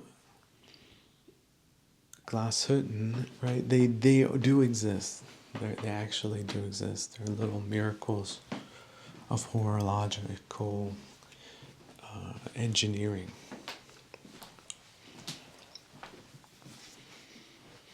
But then there's some imitations that are pretty good or good enough, right? And then there's something completely different designs that perhaps are more lightweight and robust and perhaps digital or perhaps not, right? In mechanical digital, they're two totally different worlds. But the abstraction remains between them. They're both timepieces, aren't they? You see? And so you can walk through walls with concepts like that you practice. But practice makes perfect. Don't fall and hurt yourself using it. And don't focus on the bad things, however prevalent they might want to make themselves at some time or another. And so, yeah, renunciation, yes, but to a point, not to the point where it becomes an austerity, to the point where it is self-harm. And that's a point a lot of people don't get. They're conditioned in the one thing, and then they're just pushed past that point, and they don't stop, even though they're not working in any strategically good way. And then it really does just become conformist and a sham. And not any kind of religion or good morality. It's just habitual reoccurrences that are unfavorable comically. Now, realize every Patujana would deny that they are the ones making a mistake, because narcissistically a self will not admit that. Depending on the degrees they have those factors, the more hardened the kilesas are within them.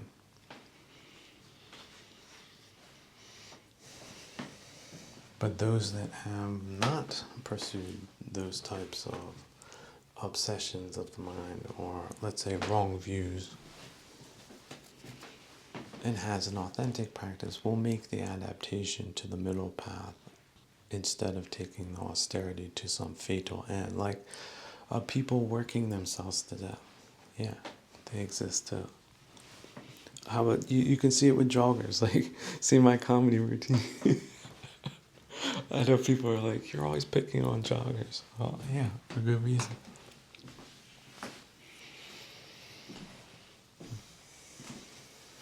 No, I'm kidding, of course. You know, I like jog. I've been jogging my whole life, sort of, like on and off, in the spiritual sense. Right, austere practices that end up injuring yourself strategically. Joint pain is not a joke, right? And there's causal relationships between jogging excessively and joint pain. And joint pain is avoidable if you don't jog. So see how you try to square circles like that in the wellness and health sector, which had a deep appreciation for my kind words and all types of eccentric manners. How about this insight the other day about perhaps a self that wasn't, a former self that wasn't viewed as very nice for whatever reason. Just, I mean, nice. It can apply to anything. Like, some people's their fantasies run wild. Like, what can this mean? It can mean anything. Like, the tea I brought on a silver platter from a choice cut of a very special region. By the time it reached the ceremony, it was not as warm as it should be. It was about 5 degrees less warm. It was by no means cold, but that type of nuance of high expectations in life can be achieved, but there's always the wabi-sabi of the eternal student practice that appreciates adversity on a certain level, but of course has certain boundaries against it that can only go so far and no further. And yet, to the point of what? The loss of one's life, which is assured anyway. In the maintenance of standards that are basic, yeah, that's, I think, a final sort of barrier or boundary that people can maintain that without any scruple of indiscretion on their part. It's just, of course, after that principle, you can take that principle too far too. You could hit the gas, right, and be an aggressive driver. You could be a overly slow driver, or you could be the driver with the right tempo, which might actually be 5 to 10 to 15 miles below the speed limit, to 20, depending on road conditions. And nobody can really teach you that. It's experience that matters a lot with the right type of sensitivity and approach to life versus condemnation and blame. Not of others, not of oneself. See, and one starts with not doing that oneself, and if the others continue doing it, it's really their karma, but you're not invested in or attached to a self that takes that seriously. Right, just like monkeys in the zoo, right? You go there, it throws a banana at you. Is it an indiscretion? What is it?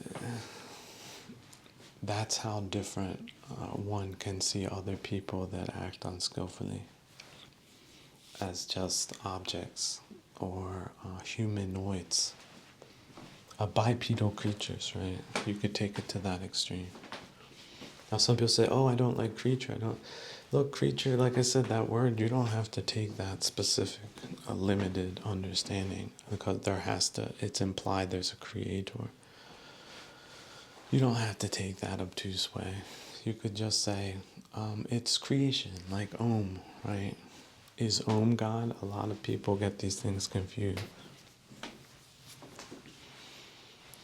And then there's a lot of confusing things to get people focused on Om, to maybe even trick them to looking that way so that they get started in the first place. And then their practice refines over time because they don't harden it into stilted opinion making and views proliferation and also aversion, which is a big mistake, just like doubt is. Aversion and doubt are two of the biggest, and lust, three of the biggest hindrances in the university system at this time, right? Society in general, but also high society. Just like in Shakespeare's time. Look at that. Patuginas don't learn. But we learn, or people can learn, of Patuginas. you can also see the patugina in yourself. The patugnistic thinking, oh, of course. Was Shakespeare, was that beneath him to look into that? Is it beneath people to experience that vicariously and not have anything to do with that? And also not proliferate bad things, and that there is some implied morality in a lot of these dramas.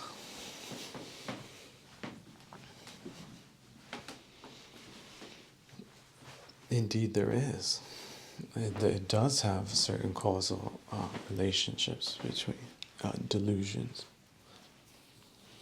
and things appearing to be one thing and being another, and all of that fine and good stuff.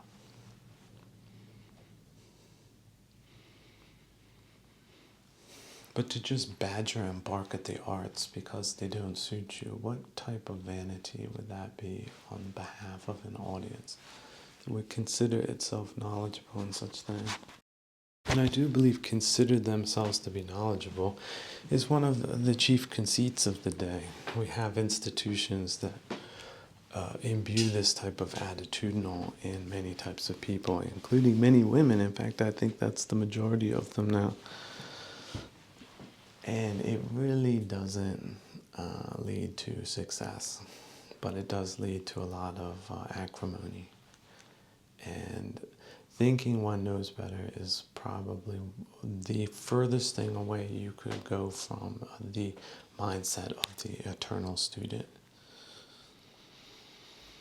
So if you're going to pick, right, like a stone, like I put both hands behind my back and I sort of switch them up, but you can see that the one hand is sort of big enough, just as big as the stone would be, and the other hand isn't, so that you can pick wisely. Which one would you pick in that instance? Would you pick virtue, the position I came out very strong on, but in my day was condemned for it? Can you believe that? Worldly wins. Can you believe that? Why can't you believe that? See, this might not be the right time to hear this. Like, young people will be like, oh my goodness, this is so boring. But somebody who might have just landed in jail, for example, or might have just been in an accident, or someone just got the news, those types of people are the ones that appreciate a manual for catastrophe. So here's a nice micro practice. So there's, like a little art exhibition that I created on a desktop with thank you letters. And I noticed, it's like a little exhibition, right? There's little memorabilia, little knickknacks to think of, right? That convey a little type of meaning that is meaningful. Hopefully on a spiritual sense too. It's not just some type of materialistic symbol. It's really meaningful. And then I have these 3 thank you cards in the envelopes sort of thrown there. And then there's like this yellow backing from Hallmark, right? The other sponsor of this. Not really. I haven't signed the contract with them yet for 80 million, but I'm working on it. Not exactly, but anyway, I'm saying thank you without any kind of financial remuneration strategy to it. I have 4 thank yous even, thank you card. See, I'm freshening it up. So anyway, my original exhibition was I just threw it down, arranged it a little bit. But you know what? 7 days later, a little bit of dust and so maybe some crumbs of something might have fallen on the place. So I had to dust it off, and then I ended up rearranging it, making it more meaningful. And then I realized, this little exhibition, it's not in Grand Central Station, but I'm looking at it, and I can't even imagine the positive, incremental positive messaging that just bombarded my eyes with the last 7 days, even if there were some crumbs and dust on it. that I then again had the time because I wasn't running around doing 1,000 things unwell. And then I put them, and then I even threw them down a little bit to create a wabi-sabi effect. And now it's extremely fresh and very meaningful. And I'm sure that, oh, and there's this part of a jacket I cut off, a latch that failed. See, I thought the problem was solved. I sewed, like power sewed this hook in my coat.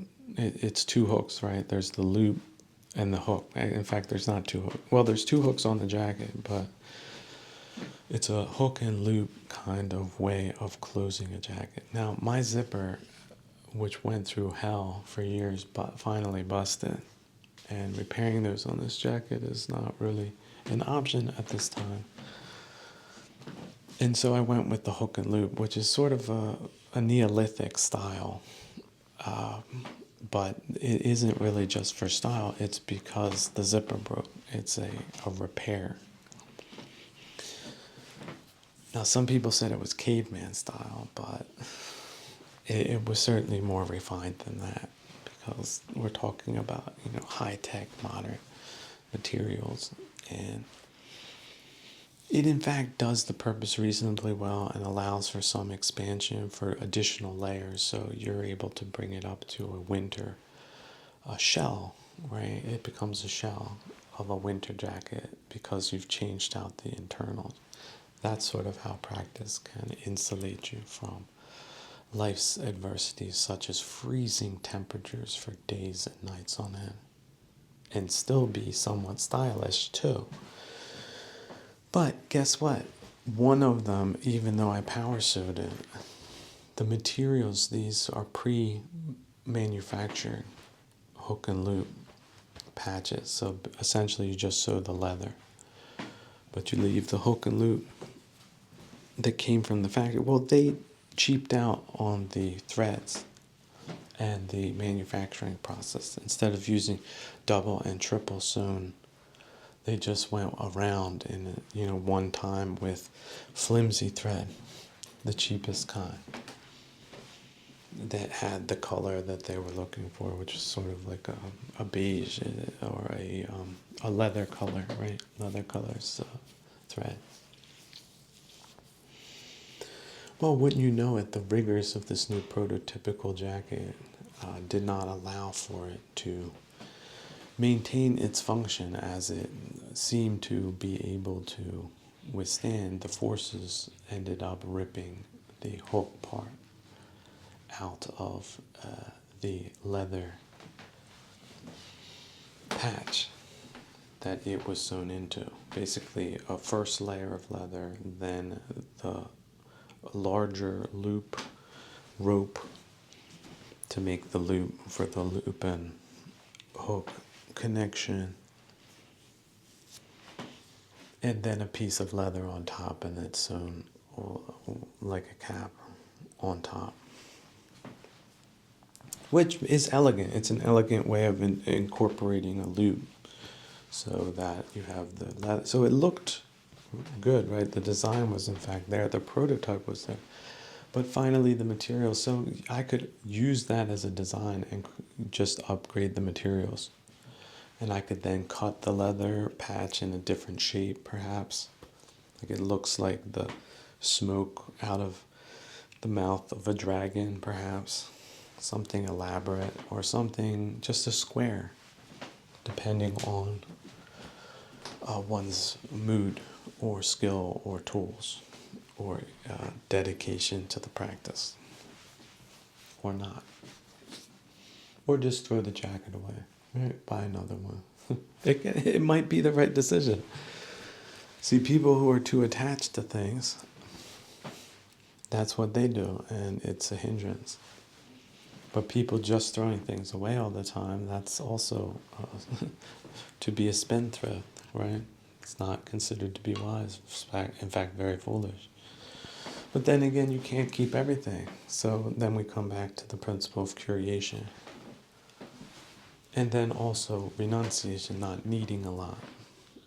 adding that module, and then all of a sudden you have a vehicle that is very robust and can move very well and is very well suited for itself and also others, but not everyone. Right? Some people may, but not needing others. That's the point. Not needing, but not being adverse to other people either. Seeing that it's so easy to go all the way in the wrong direction again. Slight correction, but a very significant one, a very subtle one. And when I say subtle, I mean so subtle that it does elude them. Like they don't figure it out. They don't find their way past it. But of course, other people, it's not so subtle to them. But some people think that they know other people better than they do.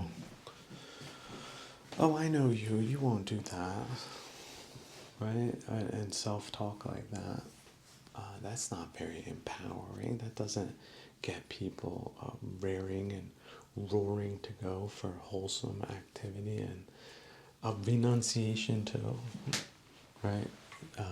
Actively renouncing things that lie within your vicinity that would or could be or have identifying markers with the hindrance of lust, for example.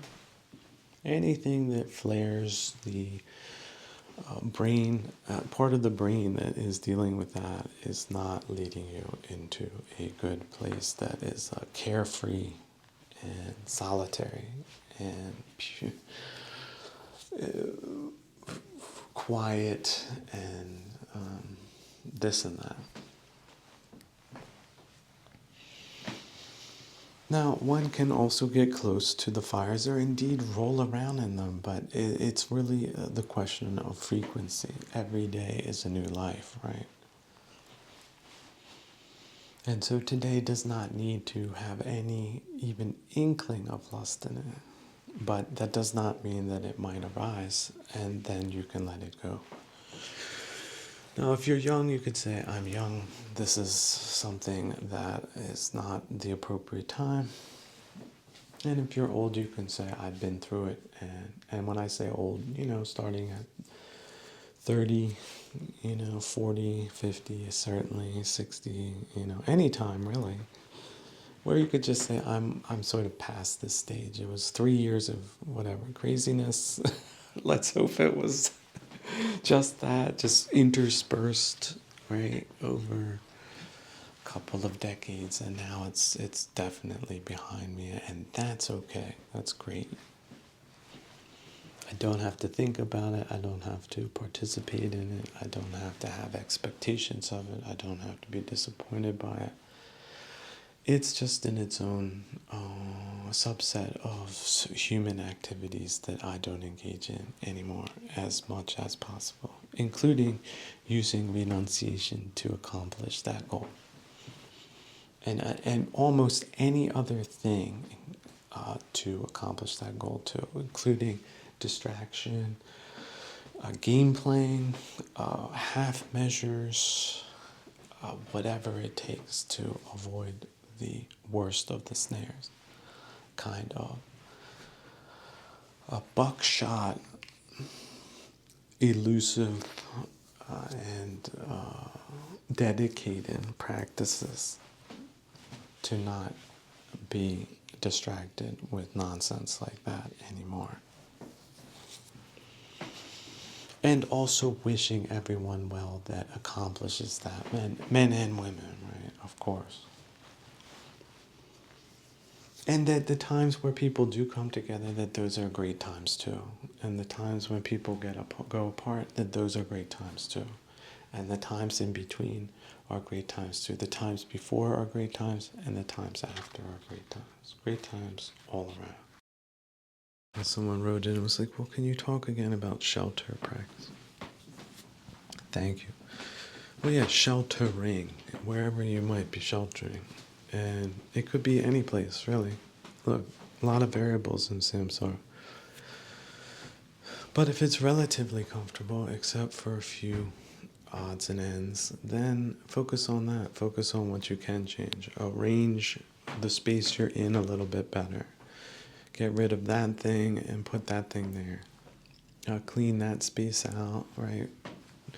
Maybe add this type of wood plank to it, right? Change the interior of the space, change the things in the interior around,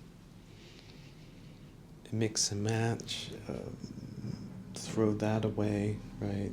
Reorganize that drawer, contemplate this thing, that thing, and then you know what? It might be time to just do a lay down practice for 15 minutes to catch your breath. Because that's sort of how Ironman marathons like life get accomplished a lot better if you can afford it. But of course, sloth and torpor is overdoing that.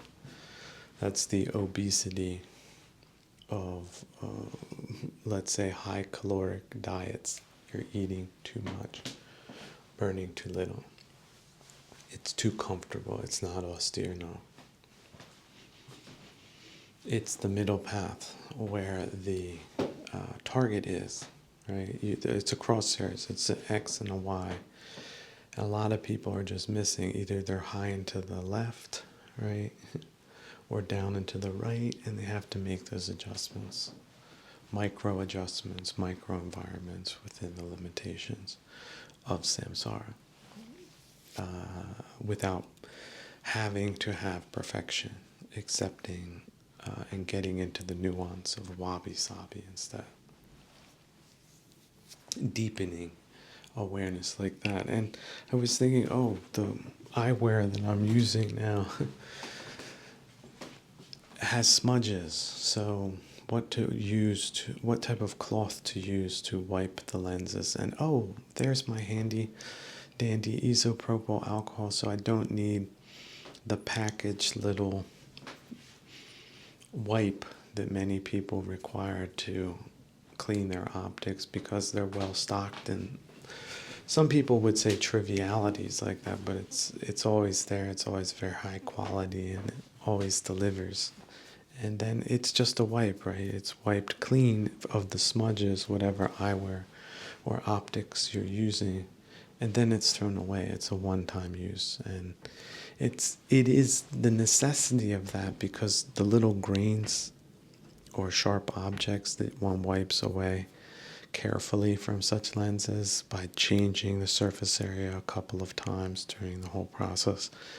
Like first just a very light wipe, and then a shifting of the cloth, and then another light wipe, 3 or 4 times depending on the environment, to do little damage to the high quality optics.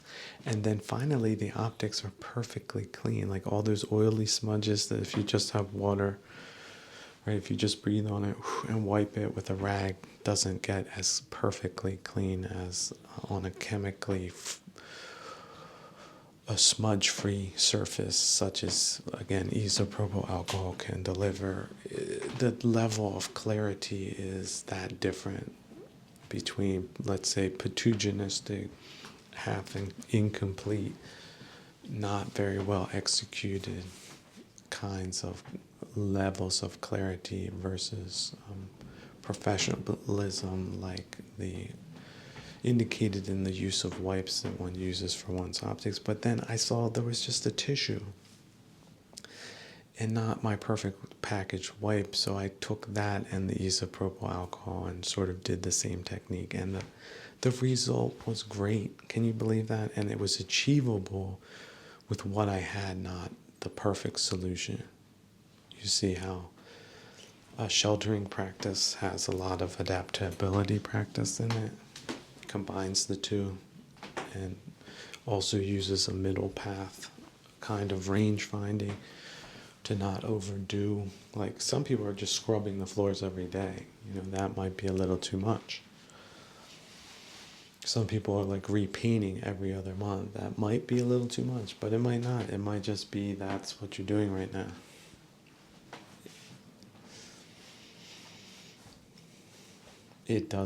There's no real harm in the practice, right? It's a harmless practice. It's a lot better you do that than a lot of other things people think are good or normal or right or something you should get worked up about instead. a lot of that going on in tropospherically polluted atmospheres, such as this time.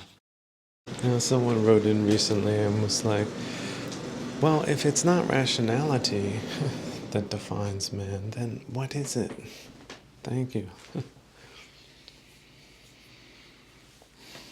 Well, that's a good question. What is it? I would say delusion, and that's a statement that slaps people right in the face. They don't like to hear that. But those that are most convinced that mankind or the mind of man is capable of understanding the infinity of the universe, well, they've overstepped their bounds. They're delusional. And you can have times where there's a delusional culture because a lot of people think that way at the same time. Or that's the predominant or prevailing sense of self that a time might have for a time. And it seems to be limitless, but it isn't. It's a limiting idea that has a lot of conceit in it too. So it's a mixture of conceit and delusion. And conceit itself is delusional. It's part of the delusional matrix. Conceit, overinflation, a overbearing sense of self-importance, or having a lot of desires too, and then feeding that overinflated self-importance into that, and then making everything so terribly worse because you're really putting a lot of oomph into it, right? You're personalizing things. And that makes it visceral, and that's what supercharges it, but in a bad way, going in the wrong direction. That delusionality is essentially the wrong direction, or looking at the target wrong, and so you're missing by a mile, even if you think you're hitting it. You ever have that type of situation? You're looking through like high-powered optical devices, and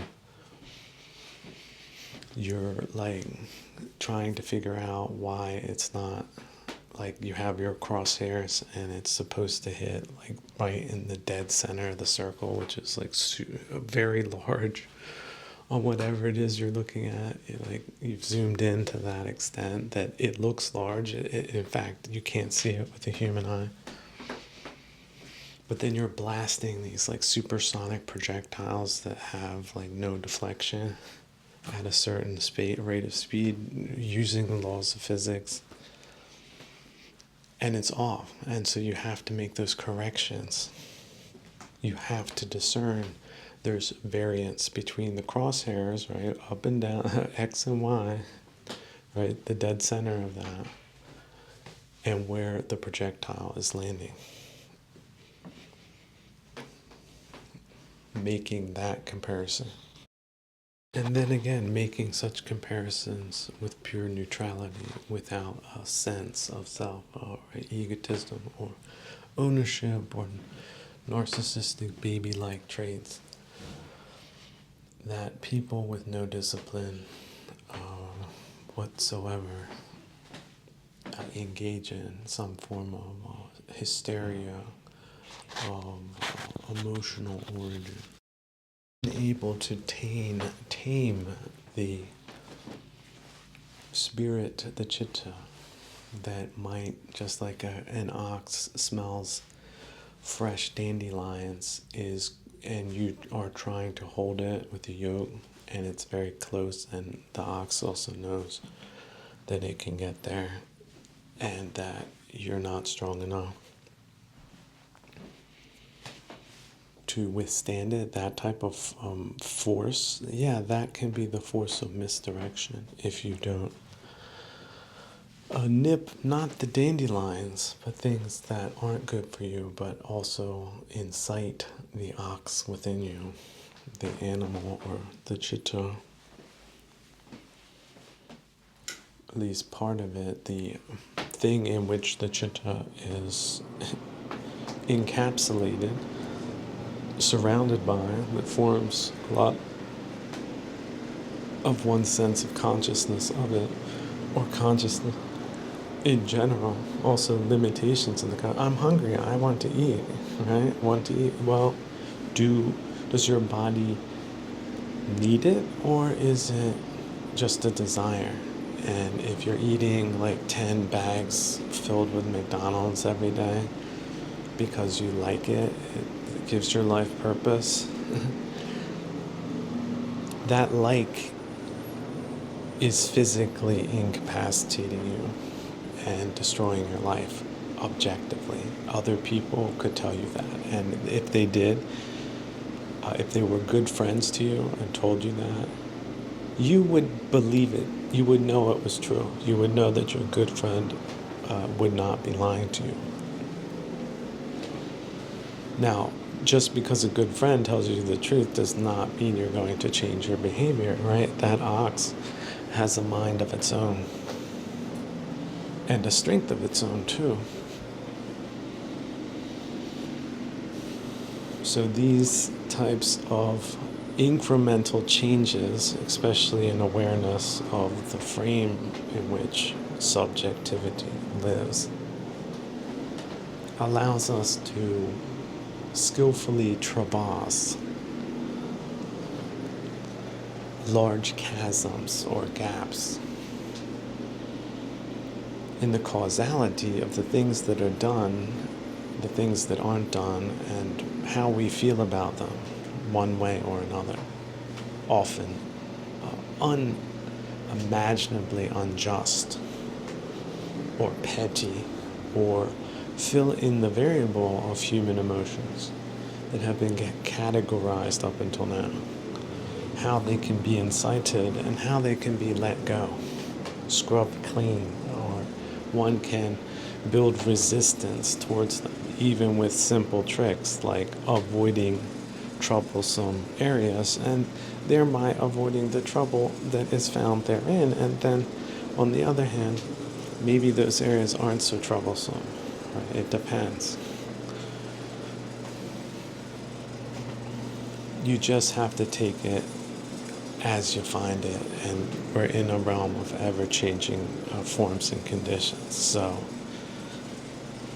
knowing that, see, you clear up a lot of the ignorance that keeps people in a fog about these things. Then you can start to navigate based on the strengths and weaknesses that we all have. Some of us have heroic strengths, and some of us have terrible weaknesses, and some of us have it all mixed up.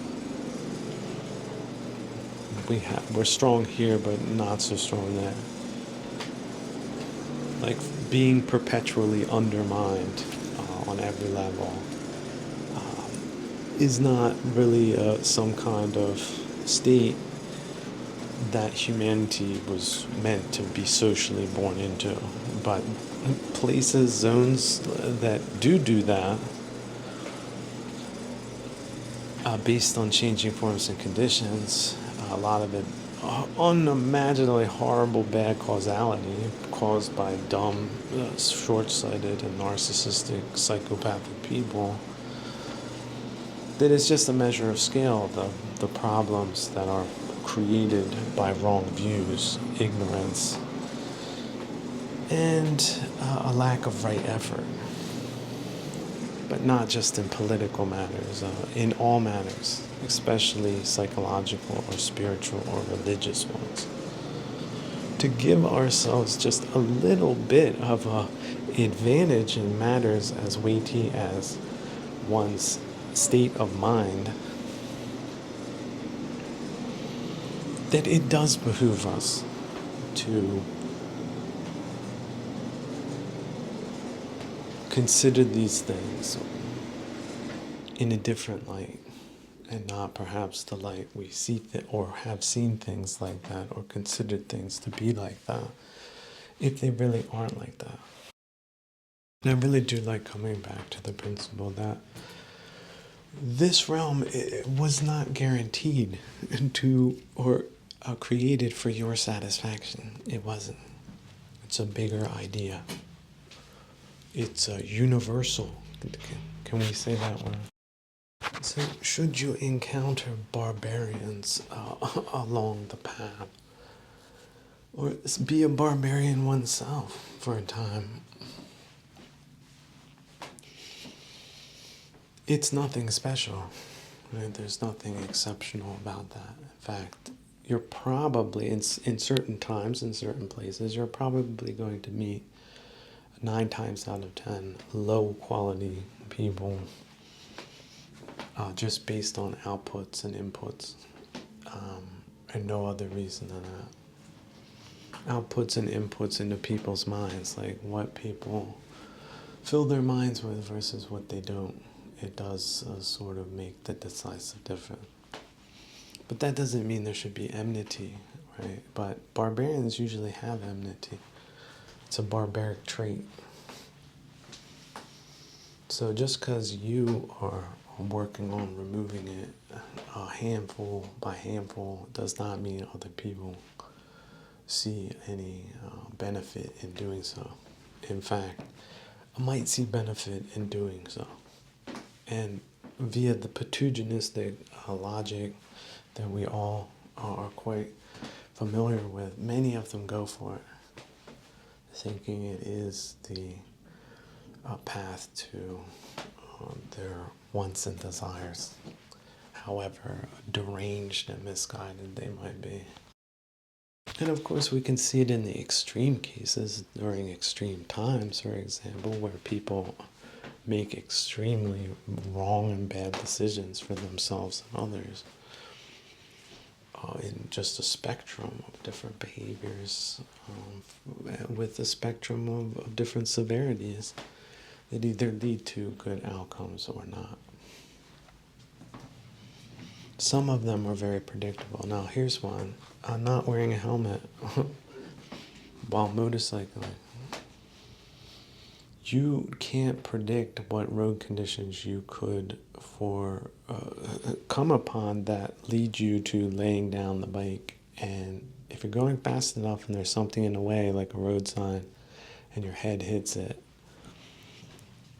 it's curtains, but with the helmet, it just sort of grazes off. You have a nasty scratch on it, and yeah, you were shaken up, but you're not even close to death, and you sort of have the helmet as a reminder, and you modified your driving style, and you wore the helmet not because it was comfortable, but it was a precaution against dumb things happening.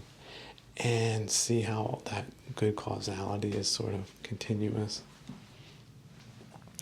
Oh, also, it wasn't any old helmet. It was actually an effective one. Like, you didn't cheap out with like a hard styrofoam helmet to just meet requirements. It was, in fact, the real deal, like laboratory tested. And in fact, it was quite comfortable. It is quite comfortable to wear, and it doesn't fog up, and you have different options. You can increase the ventilation or decrease it depending on what you need. Like the helmets of today, they're very different than the helmets of yesteryear. Like how those leather caps. There's certain pictures of the first pioneers into these things wearing leather caps. Yeah, they were actually better than nothing, right?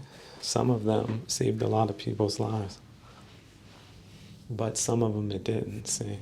So they improved the design along with the development of new materials, new manufacturing processes, and so on and so forth, chemistry and physics and the like.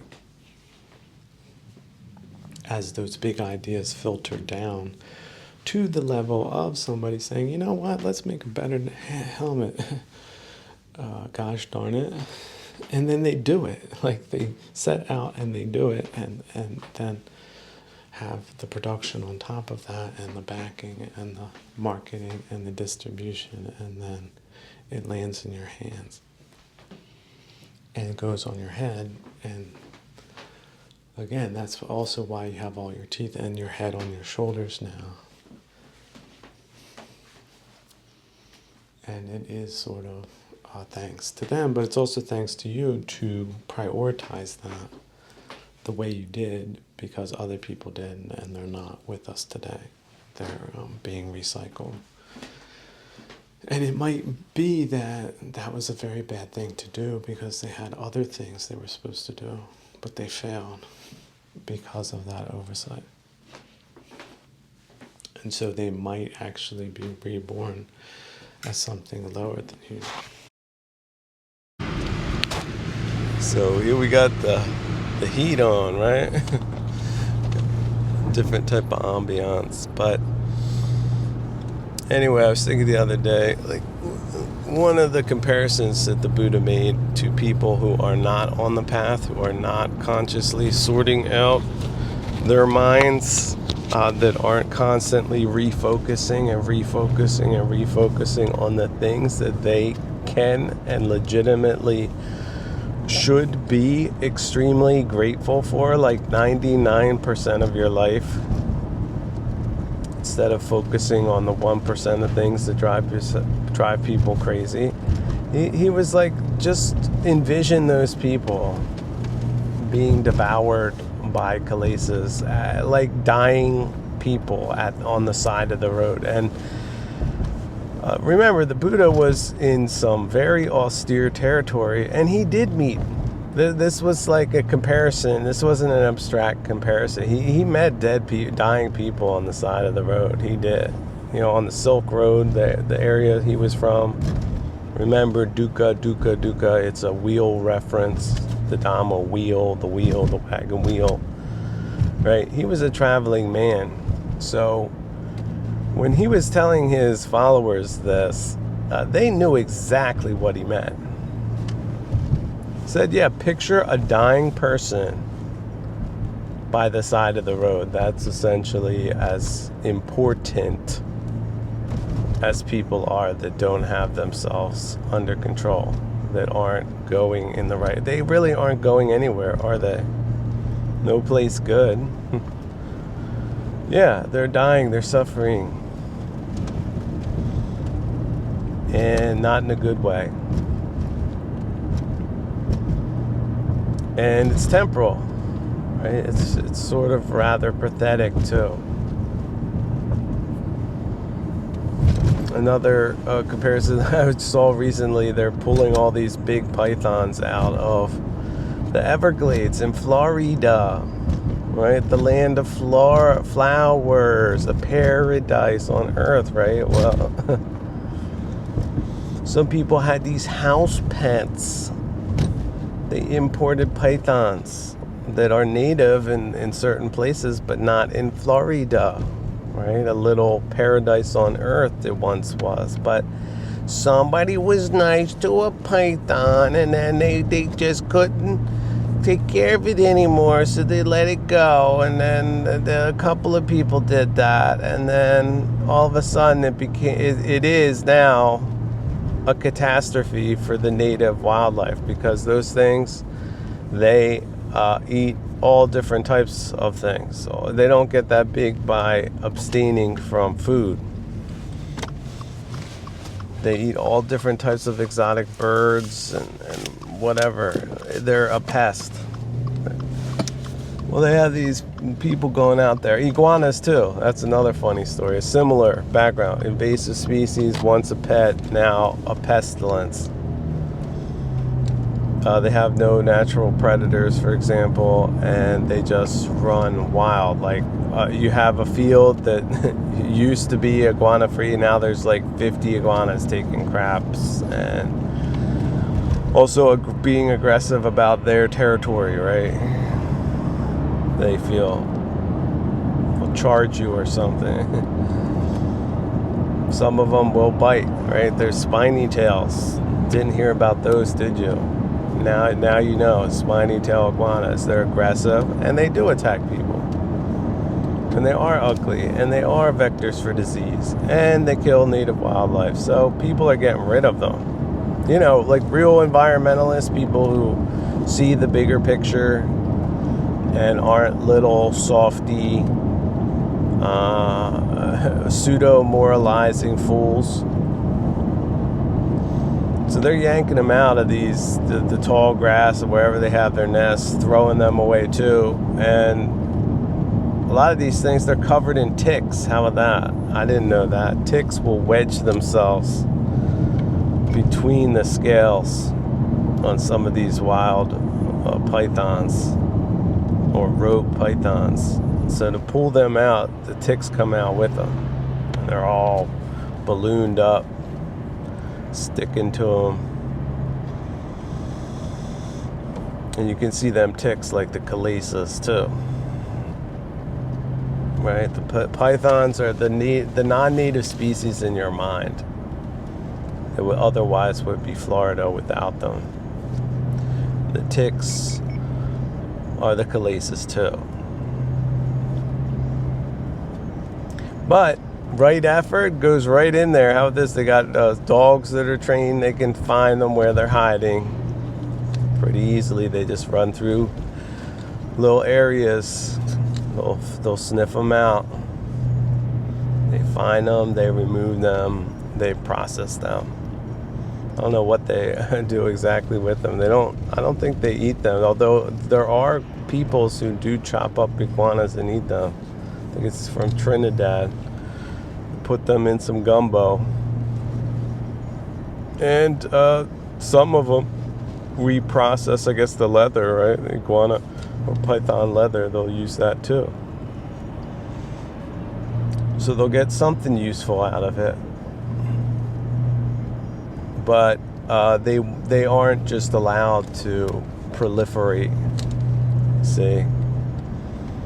They're not just, oh well, it's over, right? They're all over the place. We're just not going to do anything. And, a lot of people are like that. But some of them aren't, and they've made massive impacts in their local areas. If more people were to do that, the problem would be eliminated. Imagine there's a national and also international effort to address the problem. You get scientists involved and everybody else, the Army Corps of Engineers and a bunch of other outfits. That problem would and will get solved to a reasonable degree. Okay, there might still be 1% they're able to slink and sneak around, but there would be constant vigilance programs keeping the numbers down to a nominal level, and thereby protecting the wildlife, right, and the environment, microenvironments. See how this is? There's all different types of connections and stories and tales and fables and procedures and other things one can do to clear out one's mind from annoying things that is really a lot more effective, because you have or should have more control over your mind than you might have now over the entire state of Florida, especially the Everglades. See, that's a massive project. But your mind, whenever a python or, a tick, a calesa pops up, remembering anything bad is really the equivalent of just letting pythons slither right across your yard. Which is to say, no, we're not going to experience anything that you experience that is not to your liking. See, like, not like. You can. I encourage people to say like, not like, instead of Budo sometimes, just to get their mind into the process of seeing. Most of the time, what you're thinking about falls in one of those two categories. And the like is the desire part. And then the realization, oh, you might not have that. But I don't want to not have what I like. And then the suffering, the annoyance, the frustration, the thirst, the dissatisfaction arises. See, it's an equation like that. So if you know what you're looking at, you know that most likely the probability is going to be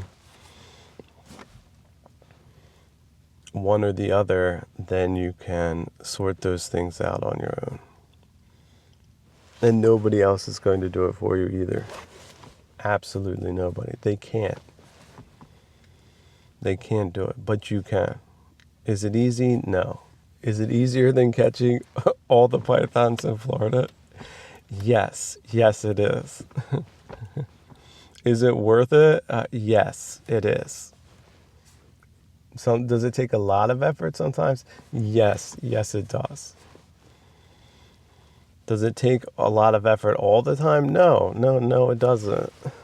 Sometimes are better than others, right? When the mind is not thinking about what happened a half hour ago, like some crack addict mumbling to themselves, making threats, talking about whatever their prison exploits, what they would like to do to you, so on and so forth. What? Wait, where am I now?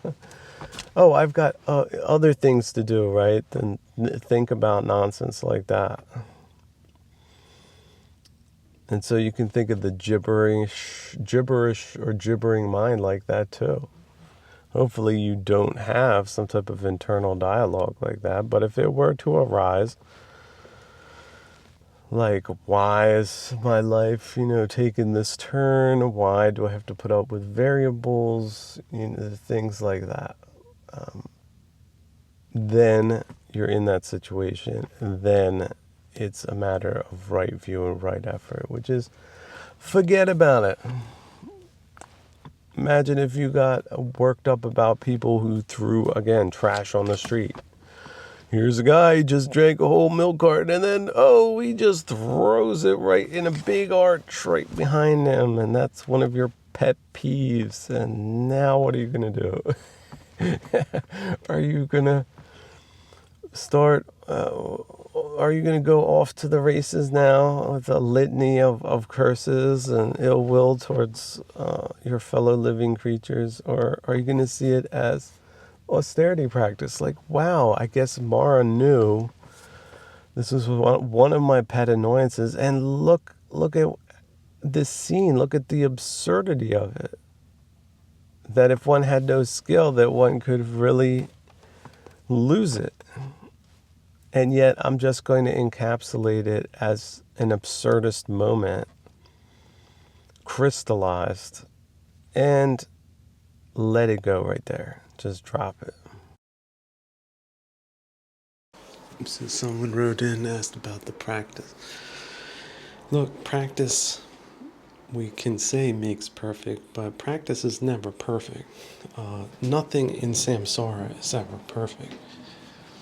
But if we put our expectations to the level of perfection, we will always be disappointed or annoyed to the extent that it's not perfect. So it's not about being in the perfect practice, it's about practicing. Even if it's only 5%. Like, think of it as like a antivirus program working in the background. It's extremely efficient. It runs off of food alone and always works even when one is perhaps knocked out unconscious, like an immune system does, regenerating your body without your consciousness, without your conditioned mind. And to the 5% that your autoimmune responses are good, perhaps even vital or very good, maybe it boosted from 5 to 55% in one day because you got some vitamin C. And then maybe you got something else your body needed, some saturated fat. it went to 110%. And your fever spiked, but it just vaporized the chalasis. But it wasn't a comfortable experience. Now, you didn't make it more uncomfortable by screaming at yourself, for example, for not being perfect. You didn't do that. But you let things happen. And it was, burning with fever, for example, an experience in samsara that need not be worse than it is. Some people find that chill moment right when the fever breaks, but to get there, they had to be calm enough to experience that. To be aware of that, like the breath, like fresh, purified water and good organic food, very basic, high in fiber, high in fat, low in sugar, but also dosed. Eating a lot, then not eating for maybe 1 or 2 days. Eating a lot, like in the Neolithic sense, that makes people, the body burns off the lowest hanging fruit, and it's continually regenerating. Because you're not putting trash in, trash is not coming out. Causality again, science again, but humanistic science. Making America healthy again, Maha. But making the whole world healthy again. So fill in your variable. A new understanding of health. You thought it was healthy this way, but you were neglecting your spiritual development. You were neglecting a cultivation of the removal of the chalasis. Like learning how to prune. You didn't have the shears, you didn't have the sharpening tools, you were using inferior alloys, like cast iron maybe perhaps, instead of these new types of steels. Maybe it was titanium. It keeps a razor's sharp edge to it over thousands of branches, even the dried out ones bigger than your thumb that would otherwise shatter blades. It cuts right through it. Or you use a saw for that. You have a foldable saw that you just had in your back pocket or in a pouch. You pull that out. It takes 30 seconds because the blade is extremely sharp. It's very well maintained. It just clicks out, and then you saw through that branch that would have shattered your pruning shears. You use different tools for different applications and still achieve the aim and result of cutting down the chalasis, cutting down on lust, cutting down on disappointment, anything unwholesome, anything that would mislead you or take you in a bad causal direction, as described by sages and people who investigated virtue and not day trading, for example. They put more into virtue than greed. They put more into the present than the future or the past. And so at the point of contact, their mindfulness was sublime. It was superb. It was good. It was refreshing. It was rejuvenating. It was regenerative. It was redeeming. And not some hot nonsense that the mind can come up with. This person looked at me funny. My whole day is wrecked. Kind of capturings that, quite frankly, morons are prone to. Isn't that so? Now, some people will be like, oh, I'm insulted. No. Why would you identify yourself as a moron? I'm talking about an objective thing that exists in the dictionary. Don't put yourself in that description. But also don't think other people are that and you are scot-free. You are a bipedal primate, and your behavior is not always good, even if it is predictable. But what do we have? Instead of blame, we have compassion for ourselves and other human creatures that are at least making an attempt, 5% attempt, to cultivate themselves to a higher level of contentment and ease and generosity and understanding, but not to the point that they get rolled over by people who break through boundaries that they should not do or should not commit or conduct themselves that way, because that's not virtuous behavior. Virtuous behavior is maintaining thousands of boundaries and precepts, and also letting people have those too, and not imposing oneself on them, such as, she should have made me happy, or he was responsible for my happiness, and now my life is rolling, kind of thing. No, he wasn't responsible. He's not your food delivery driver bringing you happiness. It's your responsibility. It's your only responsibility. And look how many people flagrantly abandon or ignore their basic responsibility to their own damn happiness. Faster than you can say 1, 2, 3, ABC, they're pointing the finger at someone. That person's at fault. Or that person insulted me, that person denied me, these people, that person, this group. You see how it can go? Or you can break that causality with virtue. Basic compassion for oneself and others, but to a point, a wise point. Like not helping horrible, bad, misguided people, not doing that, but good and wholesome and others when the situation arises where it's appropriate. But of course, you're not there to save all of humanity, because you can't. I was listening to a very esteemed Ajahn the other day who was talking about his experience with a corpse that had been in a tropical river for 5 days before it was fished out and brought to the charnel ground. And this was a very old Ajahn, so already he realizes that the same decay that destroyed that body was destroying his own body in time. And that ultimately that's what a corpse looks like. And the person that was walking around in that body is not really there. It's the elements that are there. And yet look how much people personalize things and are attached to their bodies, when that is a very foolish thing to do. But getting back to the practice, the point of the practice, getting back to the point. The point is there's no perfect practice. There's really no straight path. All the paths are adaptive. So do the best you can under the circumstances, realizing that experience is cumulative, good and bad. Just like machine learning, you can learn from mistakes.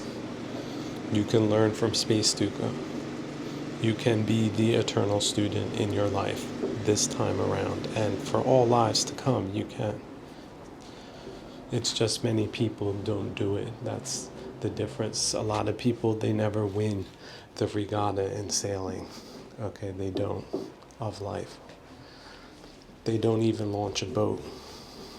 They don't know about weather. They don't know about rigging. They don't know about fluid dynamics and physics. They don't know about different cultures and lands. They don't know the winds. They don't know what to do in the winds. They never leave the shore. They fail. Now compare that common, normal, subnormal experience many people have to me standing there with a very spiffy outfit, uniform, and I've got two stunningly beautiful women on either side of me with big trophies. And like I have a wreath around me. That type of person versus the people I describe. And then imagine, well, no, that's not me either. I came in maybe third place this time around. But I had an epic journey and adventure, and I learned so much that it's okay to be or have bronze in the regatta of life. And when I look at the number one, because I'm very close, I'm right across the way, I feel mudita. I feel wonderful. I feel electrifyingly good for him or her. And there's not a trace of envy at all, because that is possible to be that way, especially if you cultivate that sense within yourself over thousands and thousands and thousands and thousands and thousands of scenarios. So it really is genuine. It's not just claim. Yet that doesn't mean we cannot get angry, we cannot be provoked, we cannot make missteps, we cannot make mistakes, because what would samsara be without those things? You can learn from all of those things. But many people don't. That's on them, though, isn't it? They're the examples of the boobs that don't do that. So will non-philosophers ever understand philosophers? Probably not. And who gives a damn about them anyway? Detritus and slime of this dimension. How could this dimension be this dimension without them? The people with grotesquely overgrown toenails claiming they need not clip them because they're so special and running around dictating things to philosophers. Is that right? So here's another one, non-self. A lot of people were like, could you please say a few more words because it's not quite clear. Thank you. Okay, instead of non-self, how about getting over oneself? That's something more colloquial, at least in my time. People used to say that, get over yourself. So it's the capacity of getting over yourself and depersonalizing things, because you're not making the attachments to egotistical parameters. But you can see yourself lapsing into those wrong views, but you can also be aware that that's a common, normal response to things, and yet you take the supernormal path at the junction every time, consciously. And then you end up in a much better place, causally.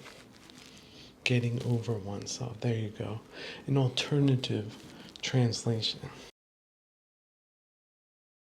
Or getting over one of the self. So tricking it. Like, I know you can see it this way, but I'm look at it this way. And then comedy ensues. Because you can choose funny ways of looking at it by looking at whatever things you're engaged with, such as being in a bramble patch of the mind. Ill will, for example. Greed, right? Lust is part of greed. All of the different variations of those things, and then extracting yourself diligently, even with fingernail clippers, some type of little tool that you're able to snip the branches with that reach into your consciousness at times, and will tear you and also cause more pain if you roll around in them, right? So a practice that requires perfect conditions for it to be perfect is not a good practice. And sometimes we cause the difficulty. Sometimes we're also a little bit overestimating our abilities to get away with things scot-free, such as bugbears of the mind, when in fact they do catch up with us from time to time, for inexplicable space dukkha-like reasons, but also for variables that are very compelling, no doubt, no doubt. The people's variables that have compelled them into wrong views and opinions are terribly pressing at times. It's like everyone's screaming, go, go, go, go, go, but the right move is not to go. It's to stay put, right? Stay in a state of sati, stay in a state of awareness without attachment. See, nothingness, sunyata, right? It's also a helpful principle. If you blank out your mind as a method, an abstract practice, then you can apply it to things that don't require minding according to philosophical or right practice principles. So you can think of philosophy like an electrician's guide to electricity at this state of our knowledge of electricity, but it might not be a perfect manual. And if you, it might not apply to your case, but the fundamental principles are sort of there. And if you're safely conducting yourself around that dangerous energy, you won't get electrocuted. Or if you do get a shock, you're likely to recover and also learn and adapt. Oh, now my rubber-soled shoes, they broke the potential of a circuit being created. And so thousands of other people were burnt to crisps, like skeletons with smoke coming off them. And me, I've been shocked. I don't know how many times, but those shoes, they did make a big difference. In fact, it's something as ridiculous as shoes made the difference. But there were some times that I got half shocked even though I was wearing them. Okay? So see how life is like being an electrician. But we do also, some virtuous sages, we can include the Buddha in that category. They did do some exploratory work. And now, not all of them were correct. A lot of them were sophists and had very high opinions of themselves, and some people believed it. Sort of high-sounding nonsense that people sometimes confuse this with.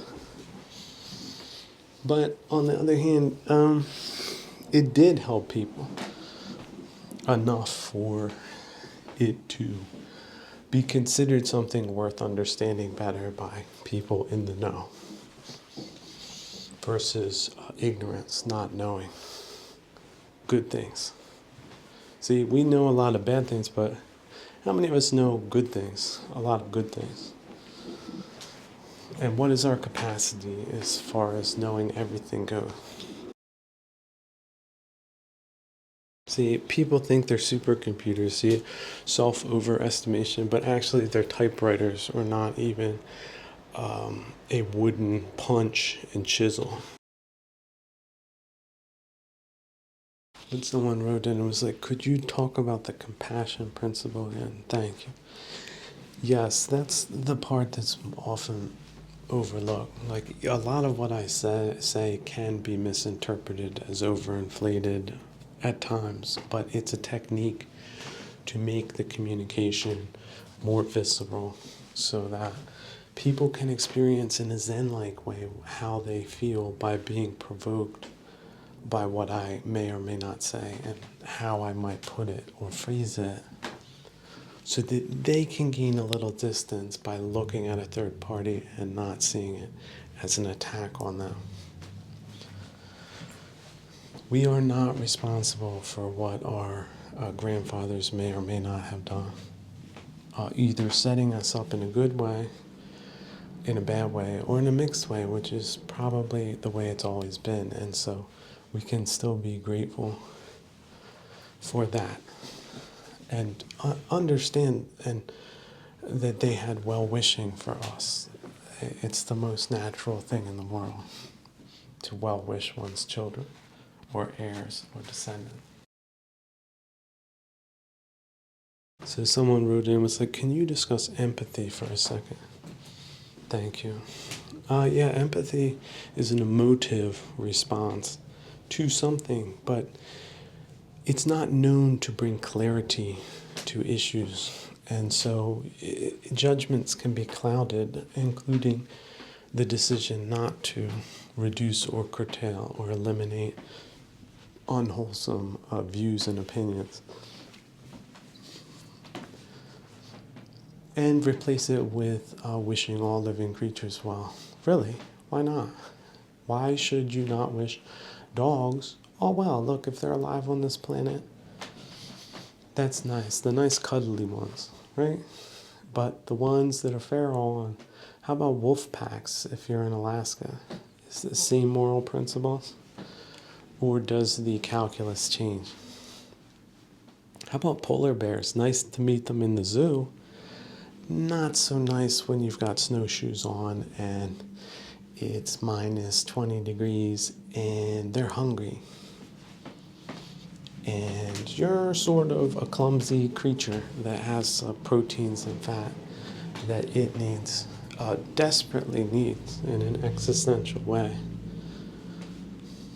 to survive the winter and to flourish as a ecosystem of animals that live in forbidding places that man is not necessarily in control of, versus a social organization that is less contemptuous for its parts, but also not utopianly, foolishly, misguidedly thinking that all things that are plastered up or packaged up as good really do fit together in its entirety. And so we're talking about the ability to differentiate in graduations and not a holistic denunciations. And this is a wise way of proceeding forward. And yet, again, we can hope that people wish us well back. But if they don't act in a way that is beneficial, then one must set boundaries. And these can be physical. In fact, many are physical boundaries, but also psychological ones as well. Not creating a donkey's bridge to donkeys that aren't good for much anything. They're not donkeys. And so you can invite more problems with emotive decisions, like buying a car one doesn't need, or people do this all the time. And it's just, in our time, it happened with culture, politics, the economy, comedy. Oh, people didn't. That's how you bring conversations back to the human table. The table upon you eat, not the one in the catalog. A lot of people don't even have a table. They eat on the dashboard or in their lap. Or how do they do it? Most people don't know how the working class live because they're not engaged in any productive activities. They're engaged in counterproductive activity. Get a whole bunch of people like that. No wonder the neighborhood or region or state or town isn't doing all that well. See, causality socially and individually, but the individual practice is the one that matters, despite social environmental variables. That, dear, dear, dear friends, are subjected to the worldly winds as a irrefutable principle, a 1,000-year-old piece of wisdom that dispenses with all the other arguments. But again, if we take the commonness of situations, people do take things personally, which is why they get emotionally engaged in the wrong way. And then leading from that, the outcomes are bad because one hasn't scaled that back to the point that one can engage in mutually beneficial interactions, which is what good society is and shall always be, even if it don't manifest itself for understandable reasons based on the causality of behaviors and viewpoints that aren't beneficial for an individual, let alone a majority of people. And so to comment on the noise in the background, the annoyance itself is also a variable. And it's great when it's just neutral annoyance. But not all annoyance is neutral, but when it is neutral, such as, well, the necessity of the noise because it's providing heat, thereby also disturbing the audio quality, but hopefully if you have a good microphone, it doesn't become completely unlistenable. Especially you can edit out this if you were to go to that length, which is probably what should be done, but perhaps it should be uncomfortable, because then you can look at it in a neutral fashion and then dispense with it bit by bit, taking sometimes days and days and days and days and days and weeks and years, 6 years in the jungle, till the penny drops and liberation happens. I truly hope no one has trouble in life. I can do that without placing a variable on that. But it really should stay on that level of abstraction. Practically, yeah, it depends. It's just everything is an adaptive, a set of circumstances.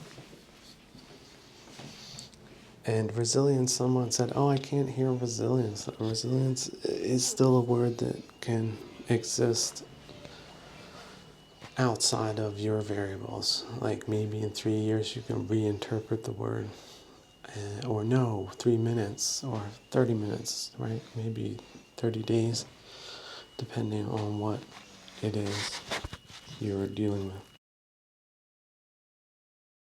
An adaptive state of circumstances. So that's essentially what you're dealing with. It's just the topology of your variables.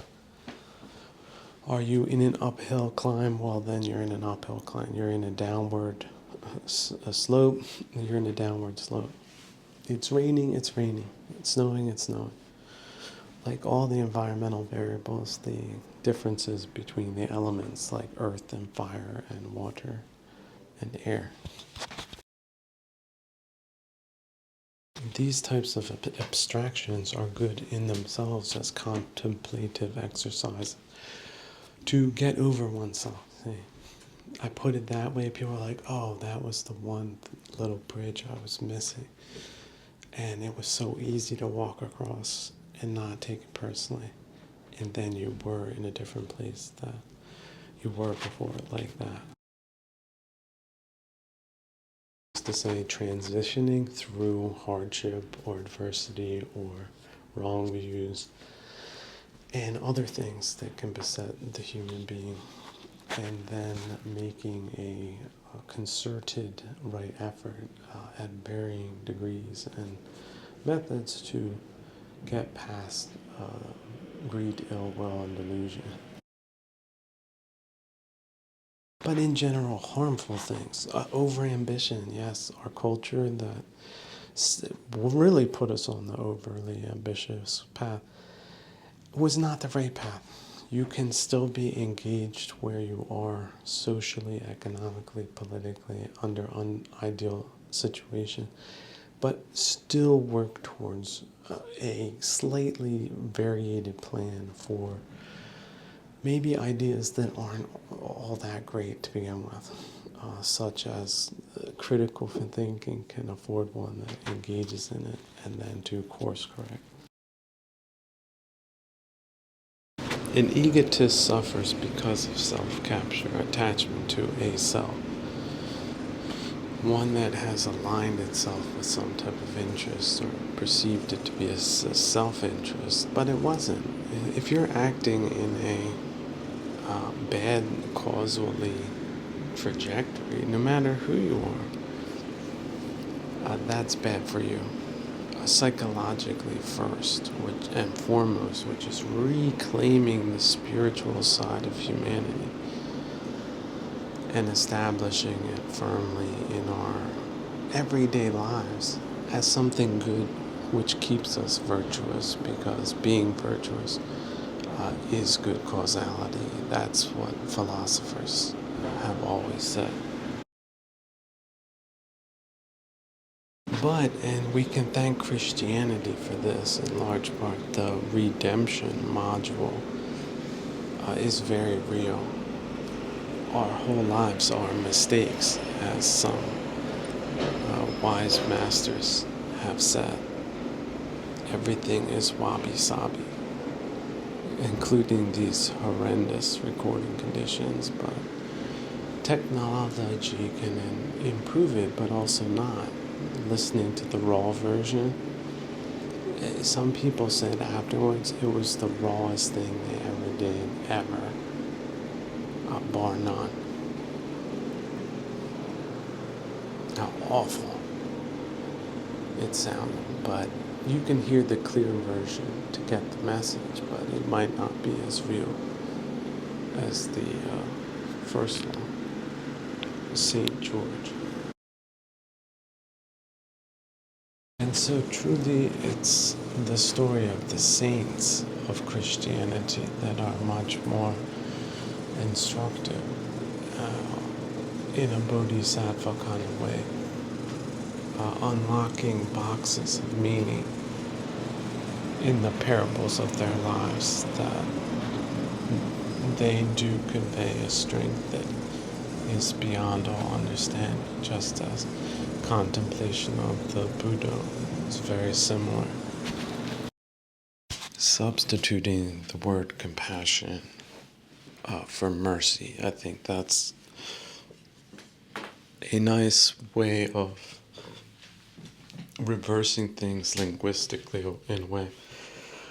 See, compassion, others have pointed this out, right, and then passion, like empathy for the feelings of others. It's not necessarily what the Buddha was talking about. But mercy in a Christian sense comes close to it. Someone can have mercy on someone who is in a superior position.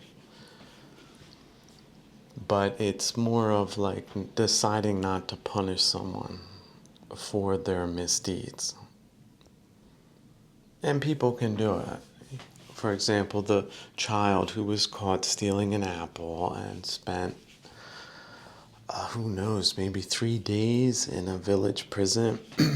And according to the law, his hand should be chopped off with an axe, and you happen to be the magistrate that will decide that matter. And then you decide, in this case, the punishment has been meted out by the universe, and one need not chop off the child's hands in addition to the suffering that the child has already received. And so the sentence is served without further ado, and that is a form of mercy. And in that case, it's right, isn't it? It's the right thing to do. It's the human thing to do. But having, again, mercy for vagrant, barbaric criminals is not... See, some people have a compassionate or are too compassionate with all different types of jazz and nonsense and barbarism. And that's why that word is not preferred. Some people have, wanderers of the spirit have wandered far and encountered that as one of the descriptions. One should have compassion for others, but see, it's mercy, and also mercy according to the circumstances. Right mercy, right? Not wrong mercy. For example, if I'm a criminal myself and then decide to let other people off for narcissistic reasons, for example, because they do what I do and we're both not wrong according to me, but that's not objectively true, then it would be wrong mercy to give mercy to someone who is indeed behaving in a inappropriate and karmically terrible kind of way, because that's sort of what unwholesomeness and bad deeds leads to, inevitably, scientifically and causality based in the giant karma machine, the infinite karma machine that does catch up to souls in lives, because one of the fundamental mind-blowing concepts that the Buddha entertained was that of reincarnation. And in all four dimensions, the meaning of that word, you can take it literally, you can also take it as symbolically. You can also change the frame of time. Maybe he was talking about one breath being a lifetime. As the mind changes, as the life changes, as the self changes, and also to no self. Those types of lifetimes, recreating a self, bearing or rebirthing a self. You could see it that way, right? You could see it in a whole bunch of different ways. And some of them approximate maybe what he was talking about, but let's just say that the concept's big enough that it allows for multiple interpretations. We're not going to get a definitive answer in subjects such as these. Dear brothers and sisters, who would promise such a thing? How could they deliver it? And yet we can still say it's a big concept with a lot of different perspectives to it, which does behoove one to entertain, because then one could perhaps get off a stuck opinion or stuck view, especially if it is wrong view. Wrong views lead to anger. Anger is a clear, unwholesome causal result of a wrong view. For example, in this world, we don't get to take the things we hold dear with us beyond the grave. Is that not true? Who will dispute that? The materialists, how can they dispute that once they are dead, the things will go with them? They can't dispute that. They're stuck on that point. And yet they stay there. They will not take the next step. Well, what other theories of the universe have been investigated? One of them being reincarnation. That is awfully misunderstood by people who think they know what he was talking about. When the words are all wrong, very antiquated and not quite accurate, misleading in fact, which has caused a horrible hindrance to an astounding number of people who would have otherwise gotten it instantly, just in an aha moment, like, oh, what? That's what he said?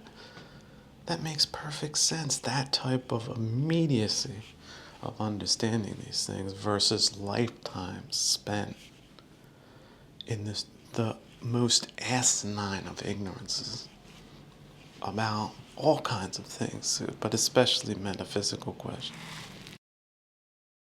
Just those, because to live life well is to live life well. It's skillful.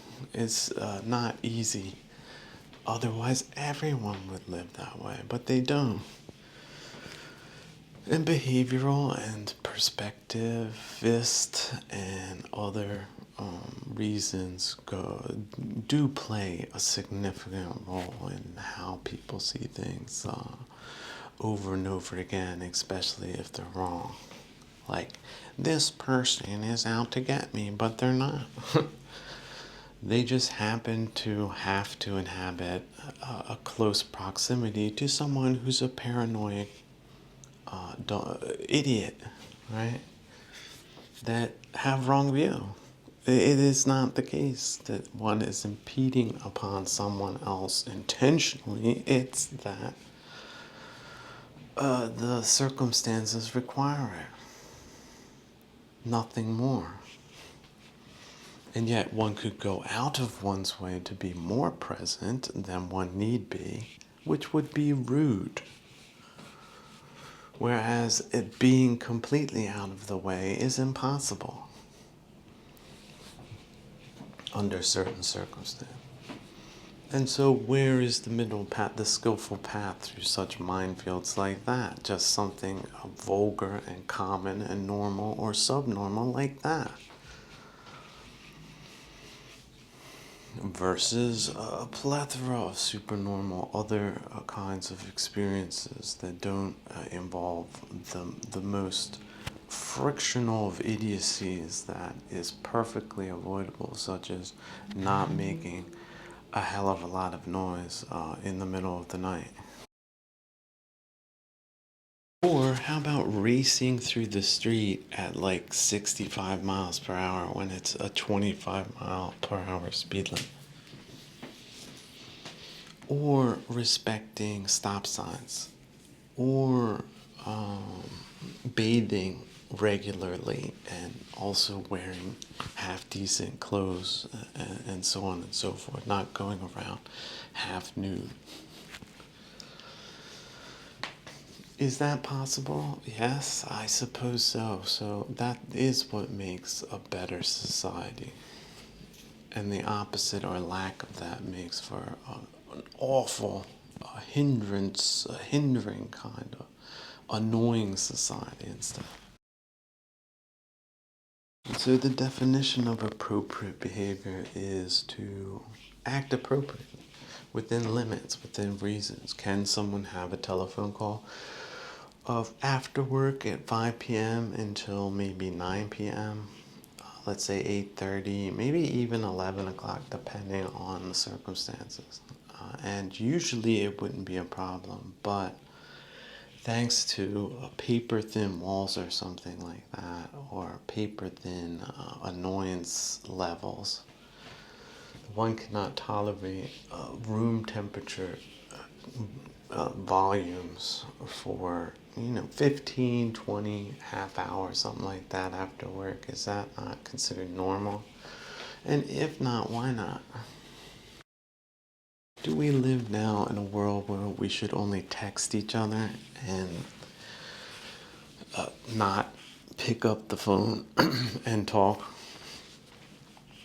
Is that the new cultural norm? Because I haven't got that memo yet. On the other hand, I have absolutely nothing against texting. I think texting is cool, especially when people don't expect a response within 24 to 48 to 72 hours, sort of like an email. But yeah, actually it shouldn't be that late. 24 hours maybe, plus minus a few. And that's how some people communicate versus I waited 4 minutes and they haven't responded, and now my mind is swirling out of control with all different types of wild theories that are delusional. And so returning to human existence, yes, much of it is delusional. Delusion is one of the key companions that humanity has through life. And so we cannot hate the human that is delusional by hating delusion, you see. It sort of spreads out. And that is an unwholesome reaction, isn't it? Conversely, the clear path, the path filled with clarity, is completely neutral in all matters, not just aggravating and stupid ones. Though it is understandably easy to comprehend why the stupid and aggravating ones would be so reviled by not just the self, but normal human reaction to in some cases, comically absurd adversities, especially of human making. One would decide, for example, astonishingly to make themselves more annoying than they need be. Then one must ask oneself, what level of skill does that represent, or what is the purpose if that is a skill? Then again, if it's unintentional, then how much more the disaster that stupidity wreaketh in this dimension. So someone wrote in recently, it was like, talk about those indefinable acts of karma. Thank you. Whoa, what a great topic. So indescribable, bad and also good, but we're often more focused on the bad for some reason. It's a negative proclivity that might have to do with the survival instinct. That as animals we look at dangerous and disturbing things more just out of reflex. But that is not wholesome. So an indescribable act of good karma is developing a good practice. That's what the wise sages said, not me. So how much is you and yours? Me and mine. Remember meist, I coined that term in my time. People were flabbergasted. Once they knew what that looked like, this person is against me, a me. What me is this? Where's the confrontation coming from again? Is it an internal delusion that really has a death grip on people in terms of that's what they keep coming back to consistently over time? Who's doing who harm? Are people doing themselves harm? Unnecessarily, psychologically? Culturally, socially, culturally, economically, in any other way? Food, shelter, clothing, exercise, daily routine, ichigai. Very important principle, not even from this place. Divorced from self entirely. It was a set of principles. It helps navigate a world in which, yes, certain compromises need to be made, like getting up at an ungodly hour in the morning to go to work. Perhaps for a time you get the shift you don't like, the schedule you don't like, the people around you don't like, the times you don't like, the weather you don't like, the season you don't like. Not liking as a principle, abstract, purely devoid from self principle. But how can self-conceited people recognize that internal reality if they're captured by self? If their selves, like they've been conditioned into and formed like little square bricks, their brains have been squished to believe, that's conditionality, that there's no other way of seeing things in a realm of infinite viewpoints. They've taken the one viewpoint or a series of them that lead to bad karma. Seeing that is an exceptional form or piece of karma too. Sati is exceptional karma. To have devoted yourself to see things clearly, you did see clearly. It took a long time. But then that made really all of the difference in a way. Because that is the hindrance of ignorance. You see through it. You're no longer ignorant. You stopped hitting your hammer with the hand every day because you recognized the problem that seemed insolvable. And now it never happens again. Not the stupidity based on ignorance, nor the pain associated with it. That is, some people have described that as blood boiling, hearing the screams of pain, the levels of pain that people subject themselves to. that get the people who heard or attained sati, they missed. It was like a hurricane, but they were very well insulated and they had all of their supplies, and they had already strategically planned wind direction and perhaps tidal flooding, and so they were perfectly situated for the changing forms and conditions that were predictable in the long run, just not on what day at what hour. Although today we might be able to predict it with a much greater degree of accuracy, and yet it's constantly changing forms and conditions on a variable scale, like winds blowing across the globe added up times a trillion to figure out, predict which weather pattern will prevail over the other. Is it in an astronomically complicated and ever-changing, evolving situation? But with sati, you're halfway there at least. You're at least seeing, oh look, there's this rock that's covered in slime.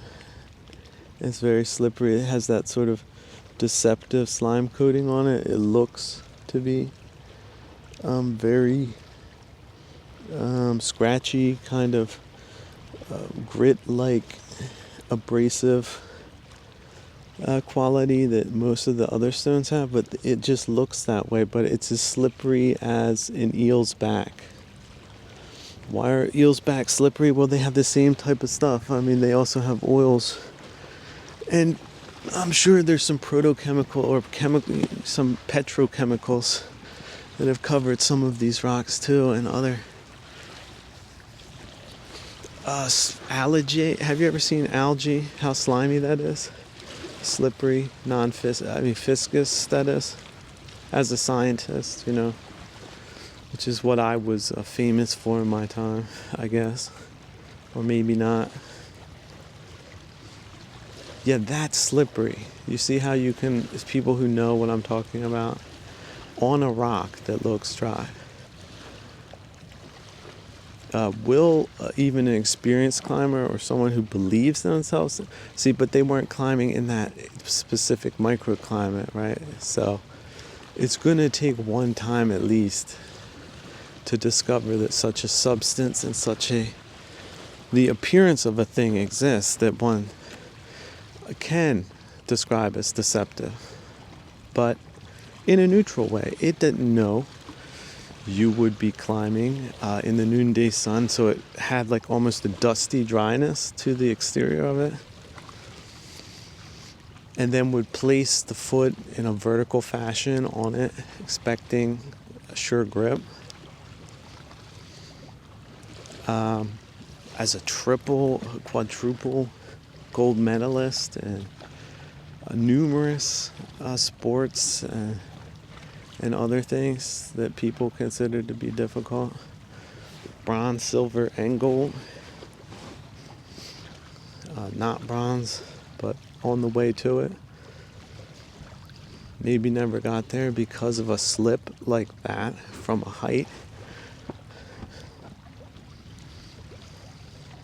What about that simile for life, or believing something to be good that maybe didn't turn out to be that, or it's an ever changing situation. So if your focus or your locus is in the past, that's why it's wise to stay out of it. It goes in the unwholesome box. Either one's victories, which are delusional, or one's defeats, which are equally delusional. It's not about victory and defeat. It's about equanimity. That's it. And some people think, oh, that's terrible. That's terrible. No, it's a great place to be. And I didn't just say that. Remember that. It's not me. I repeat a lot of what I learned. How is that process otherwise possible? With the people who hated me in my time, they were legitimately bad. In every sense of the word. Taste, decorum, any skill one could ascribe to humanity, they didn't have it. In fact, had the Kalesa-like levels of equivalent to that. To the point of portraying themselves as the put-upon party while cry-bullying their way through civil society at the permission and sponsorship of some of the most hateful people on the planet. I suppose such things can happen anyway. And yet, can a me, a mine, a self get over that? In the infinite possibilities, good and bad, that exist in samsara, that something like that couldn't happen by accident, even if it was unintentional, even if there were millions and millions of dedicated practitioners and wise and learned teachers that saw it differently than the unskillful people did. What, in the end of all ends and the beings of all beings, does that matter very much if a self does not cling to it or brood upon it or feel put off about it in any way? In fact, it embraces the adversity but not the adversarials, just abstracting them into principles that do teach us about difficult conditions in a sometimes difficult place, oftentimes because it appears so inviting and pleasant, but it's not always that. In fact, the pleasant times wouldn't appear to be so exquisitely manufactured from all of the comic elements that one does get to experience, because one reaches places like that, metaphorically, mind you, also with a mind that is receptive enough to have the gratitude for the universal generosity of God, right? We can say that, but we can also say the universe. See, once I say God, narcissistic people tend to go into a self-preservative mode. They feel attacked by the concept of someone greater than themselves. That's the reaction, the common, normal, vulgar, subnormal, many of them subnormal reaction to that concept.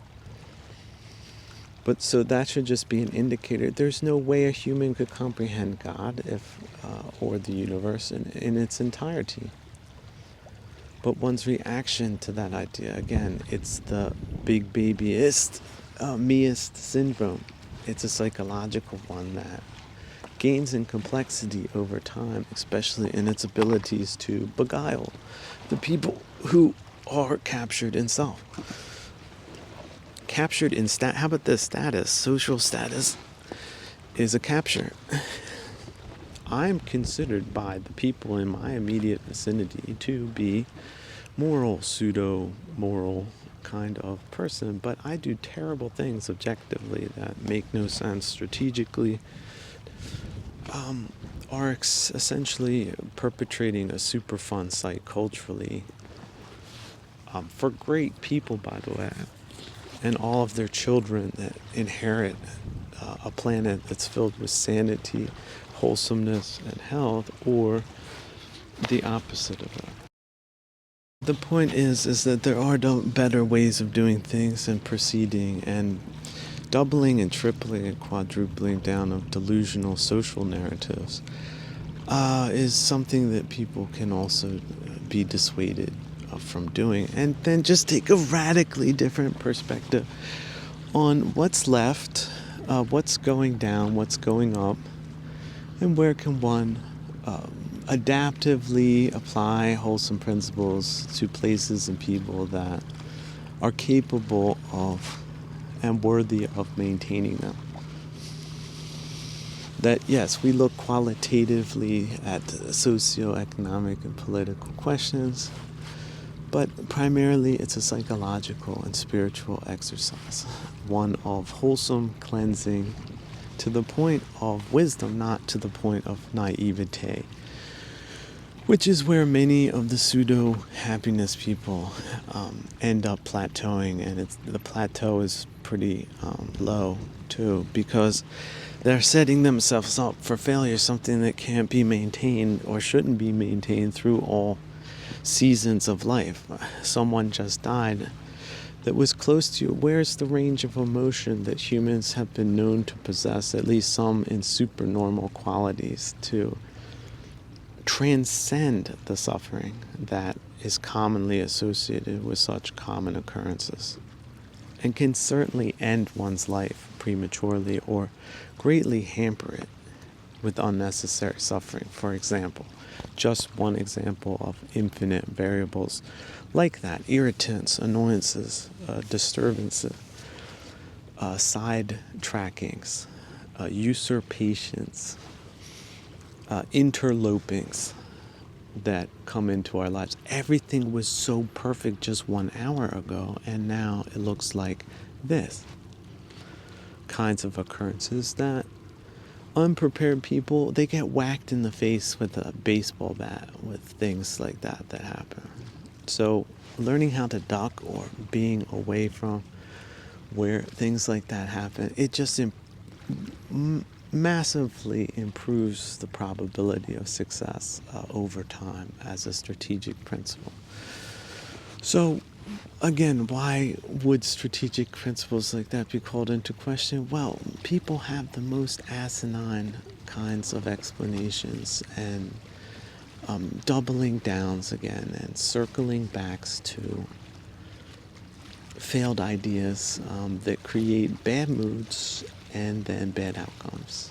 And they do that over and over again because of their unskilled, unpracticed, unknowing minds.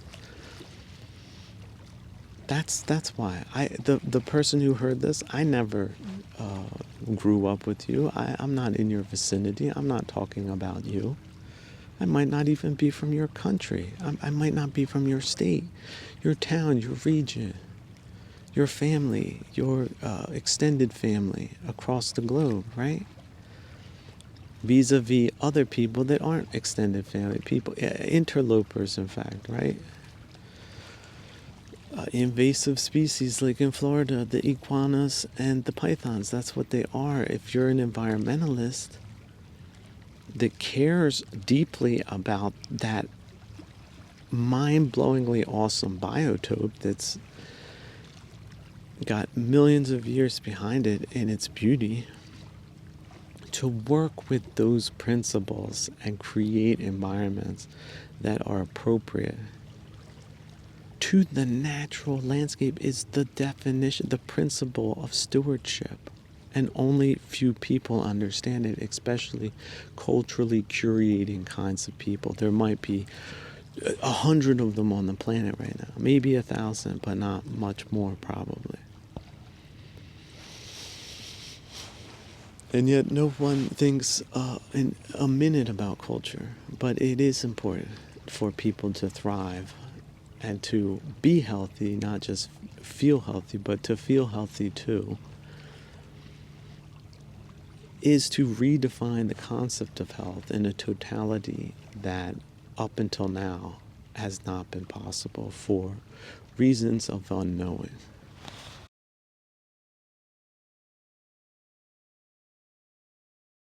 And you see, by abstracting it up to all of humanity, all of sentient creatures, it gives us back a drop of relief from a lot of unnecessary suffering. And that drop turns out to be bigger and more strategic by the day. Like grand, strategic, beyond the common human elements, supernormal achieving outcomes versus just promises and putting things here and there, shuffling things around in a circle. And yeah, look at Cuba, look at Venezuela, look at Russia, look at a couple of other places that might not have a good brand anymore that used to be good, and then investigate how one could stop doing that ever, or even proposing it as just like basic stopgap measures in a baby step kind of fashion towards returning to more civilized conditions, which again just doesn't benefit one person but benefits untold people living in a country that has good laws, good enforcement, good environmental conditions, but not overly good. Somewhere in the middle. And basics like not having to fear one's fellow man is something one can start with oneself. But then again, not be taken for a ride either. You know, the middle path, really, through samsara. Now, there's another good quote. Did you ever pick up a piece of trash in your life? Or did you just make it? Did you make a lot of trash? Never picked up a piece where it didn't belong? Did you ever keep yourself from trashing a place? Keeping it clean? And then when you come back, like I said, 90%'s gone, then 10%, then 5% comes back, right? Then one.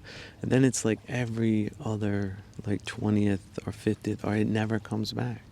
At least not the whole time you're there. That's how you can clean out your mind individually, socially, right? Economically, politically, in all ways. But again, we're dealing with kilesas of kilesa-like people possessed by kilesas. But like I said, wholesome management is very robust. You ever see recycling machines, how the robust ones that are built and don't break, and they handle a lot of recycled trash, right? They have a much powerful hydraulic crushing forces and everything. They just whip right through it, and then that metal goes into a furnace, a fiery furnace, and it just gets melted back down to pure steel, or maybe it's copper, or pure other metals. Then it gets separated, put into bullion bars, and the wealth just stacks up like that out of the trash and garbage and crashes and breakages and obsolescences of machines and views and opinions, and also terrible groups and organizations and whatever else one can imagine in a dimension like this, and just put it through the recycling program regime and make something new. Then it goes to machining or forging, and then it turns into space age components that have a precision of like 1 or 2 thousandths. And that's not difficult like it was before, but it's now perfectly machined. It took 3 hours or something. It used to take 30 days, and it didn't come out as good. Kind of spiritual regime for junk, that space junk, right, that can land around us or close to us, or maybe even on us without our permission, right? We didn't sign off on it, like a schedule or something like that. So what else has exceptional comic, wholesome consequences? Is forgetting old narratives and not rushing to make new ones, and not giving in to desires or aversion, which surprisingly is a hindrance for many people. See, the production of not getting what you want, fill in your variable, equals undetermined amounts of bad moods, bad attitudinals. Just the end result of a process that poisons people's lives to the point that they feel very bad all the time, right? They are blaming themselves or others, right? If you're not blaming others, you're blaming yourself. You're sort of in the blame game. Blame is therefore avoided in small things, medium things, and also large things. Exceptionally large things, like entire cities, countries, right? Planets, universal level. But it does start off small, and then of course you have to make sure the small things don't turn into big things. And so you have to have the detail. You have to get down to tags. You have to go into the details. What in your case are your variables, and then how can you see them differently? So see perspectionist changing.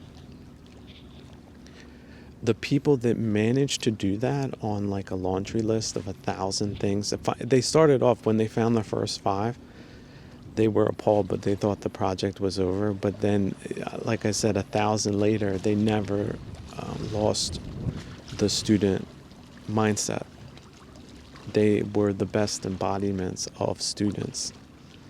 And in fact, every day, every minute, they were finding new things. But not seeing them arise, but seeing them pass. And many times they weren't challenged like that. These challenges would come once a week. But every time it came, they took note, and then they also took measures to see things differently. It took some of them many hours to find a way of seeing things easier, or not easier, better, such as my life was a mistake. Seeing yourself seeing things that way, and then dropping that, not filling in the blanks at all, but then abiding there in a neutral state, and then turning the motor off and putting the high-powered, in this case it might be some type of hybrid street off-road racing bike, just parking it, right? Putting the right type of tarp over, and making sure it's not in a moist or damp place. It's in a relatively secure area. And then walking away and moving on with one's life of quiet contemplation, when possible, which might not be all the time. In fact, rare moments, but that's what makes those moments so exquisitely good. And it's also about fleeting, changing forms and conditions. It's about the vicissitudes of life. It's not about a finality of life. This was my story up until now, and now everything is like this because I'm so disappointed and not seeing things that way.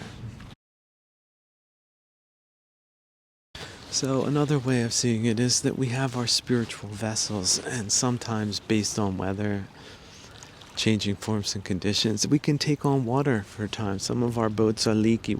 A wave hit us, a massive wave in the middle of the night. We didn't ask for that, by the way, but it did hit us, and we took on water. And now, isn't it wonderful that each of us has a little bucket?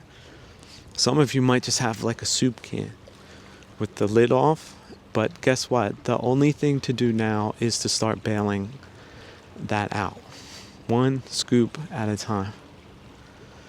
Now, some of you have those those buckets, like Home Depot buckets. See, advertising, my sponsor of this, $100 million contract, right, for tipping my hat, right? No. Yeah, but they're very sturdy. The handle is quite ergonomic, and in fact, there's a rolling portion that makes it just, the hand is not injured by that like wire-like steel handle that they have, and you're killing it. Like every time you put your bucket in and you're throwing it overboard, you're taking much more than even a water pump, a smaller one, would have been able to process with a lot of energy. And then you're sort of in a flow state, and you're breathing, and you're taking it as an athletic exercise, just neutral like that. When you hit the weights, is it personal? The adversary, but life's adversarial kinds of challenges, they're not like that. I thought there's a metaphor there too. That weight is neutral. You're hitting the weight to improve your skill, to harden the body a little. It's a somewhat of a austerity exercise, isn't it? It's just, of course, you can take that off the middle path. And a lot of people do. They don't catch the stop on the train, like where the middle path, they don't check out there. They take it to an extreme, and then they end up hurting themselves. I heard the other day, bodybuilder, so-called, dropped dead at 22, pushing the steroids and other things. Heart stop. How is that health related? But they think they're the healthiest people out there, right?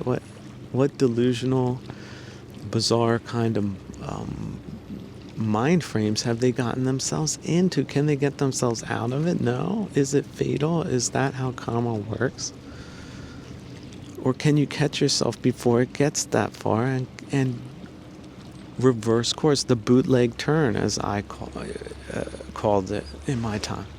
100 miles per hour bootleg turn. Of course, I slowed down first until it was the right moment. An experienced driver knows how to do that. Like, you ever see Dukes of Hazzard driving like that, or one of these famous daredevils out there? That's how I ride or rode through life. But some of those jumps, they hit wrong. And the recovery process was essential then. Not just flying through the air or moving through some territory at a breakneck speed. And we're talking hundreds and hundreds and hundreds of thousands of miles and kilometers.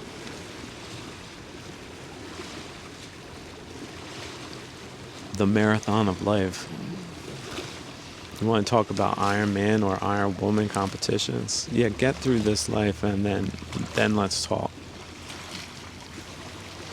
See, people end life crazy because they talk themselves into it.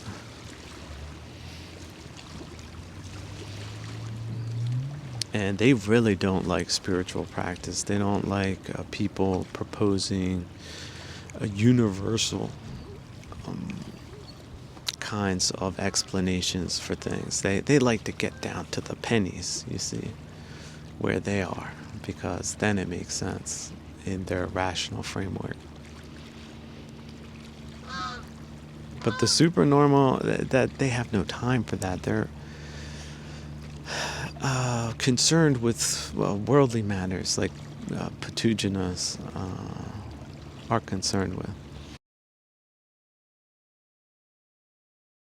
Status, what is my status now? I couldn't be manipulated into playing to a horrible audience because they were the only audience in town, because they curated it that way with censorship, and then some kind of promotion of like the awfulest of dumbest of derangedest of criminal kinds of things, like they did in my time.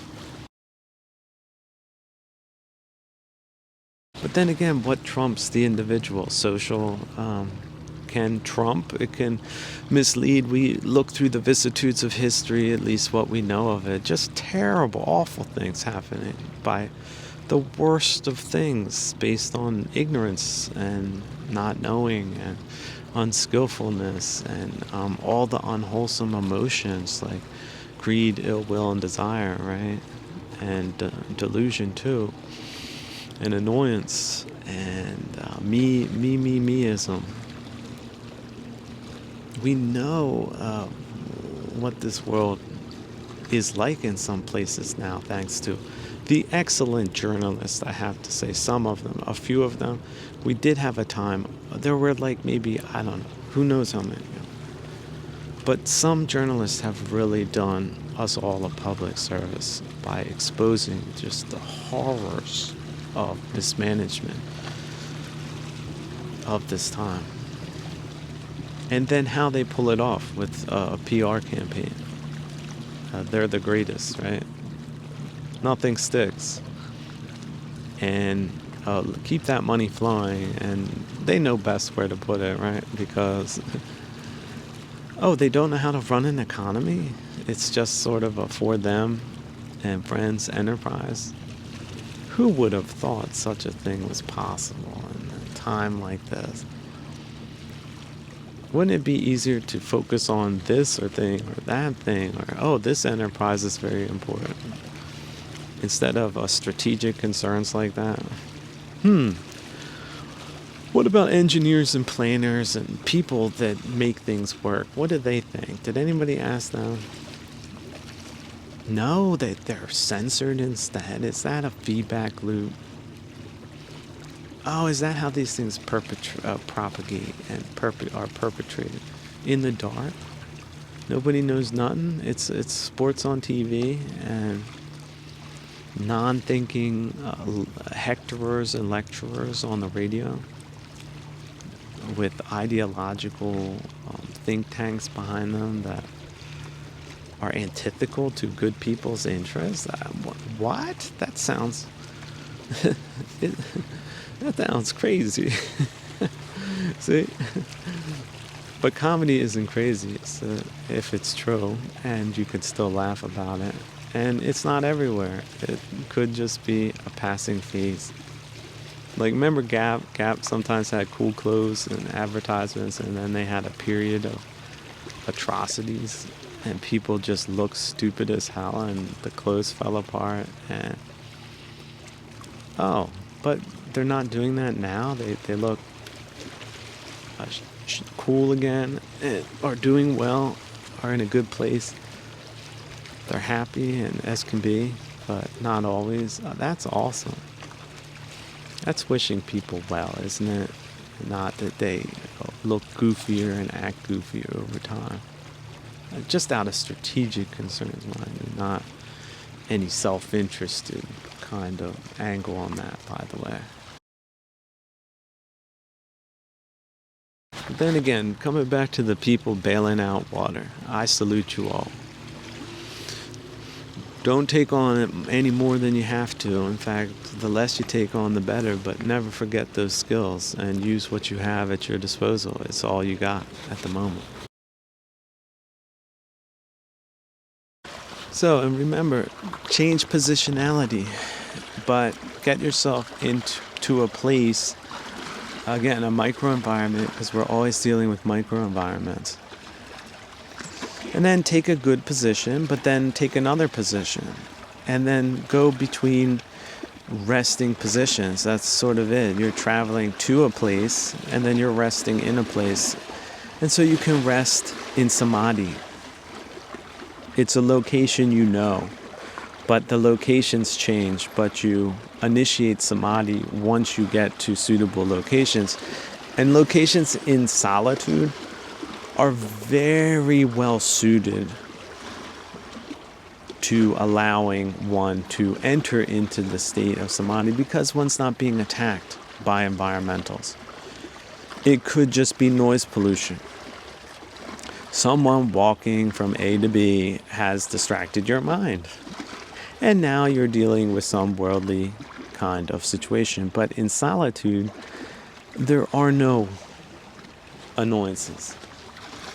And so really, even people that aren't very good at disciplining their minds really have no reason to engage in ill will, aversion, desire, or other things. How about self-captured narratives? Because one is not status, for example, the worldly wins. You leave them behind because yet even if you are like a professor of 5 different subjects and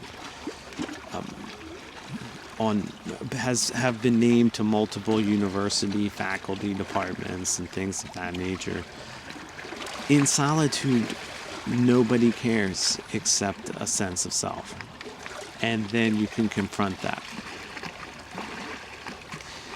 And then even if you are fill in the blank variable or doing that or engaged in that, that doesn't make you that or how people perceive that. Socially, how that's perceived, or the farcical presentation of that as some type of social consensus that you're a bad person because of beliefs such as XYZ that might not be something that they consider good for them because it's so good for you, like social cohesion and high ethical standards and principles such as providing feedback even if it's not considered good at the time. But having taken the initiative to address the problem without a specific intended counterparty, for example, such as we come back to the universal principle of Om, the generosity of the universe. Generosity with all sentient creatures, and then directly connected to yourself. Wishing yourself well. Being happy and well. There you go. Wish all sentient creatures that they are happy and well. Wish yourself that now. Like, it's so direct that you don't even lose a drop. Even in the beginning, if you don't feel like it, over time, you do feel like it. You change your mind and then you do it, and then guess who is the recipient of that? A large portion of that. As a sentient creature. Or no, you're not sentient, you're that behind the times. You haven't caught up to the new way of seeing things because you're still stuck in the past, worried about the future. Or what other variable is it? So coming back to solitude, yeah, you're really giving yourself every advantage. It should be easy to do it in solitude, but we're often not there. And it counts there too. So how do you get there? What are the ways you do it under adverse conditions? That is a skillful terrain, because indeed, even especially when it's difficult, that's where the most expert climbers are found. In the Alps, there's a higher percentage, yes, of alpinists. But that is not perhaps the right practice in the jungle, okay? Or in the desert, or in the city, or around, again, a social contagion and criminal class of exploiters, usurpers, and subverters on a large scale. Isn't that what we're talking about? Like a social component to the individual experience reality. And yet, there's just pockets of that. It's not everywhere. Now, in a tropospheric environment, it does feel that way, which is why many people are manipulated into wrong views and opinions over and over again, because they're surrounded by bad information.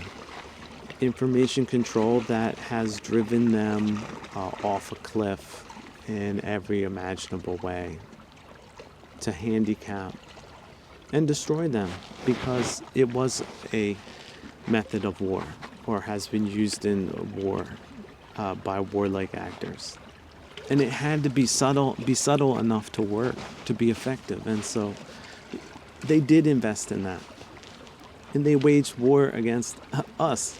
Can you believe it? Untouchable us. And yet the war is not over. We're 4 years in, 5 years, 400 years, 4,000 years in. Could be forever. I mean, why not take that viewpoint?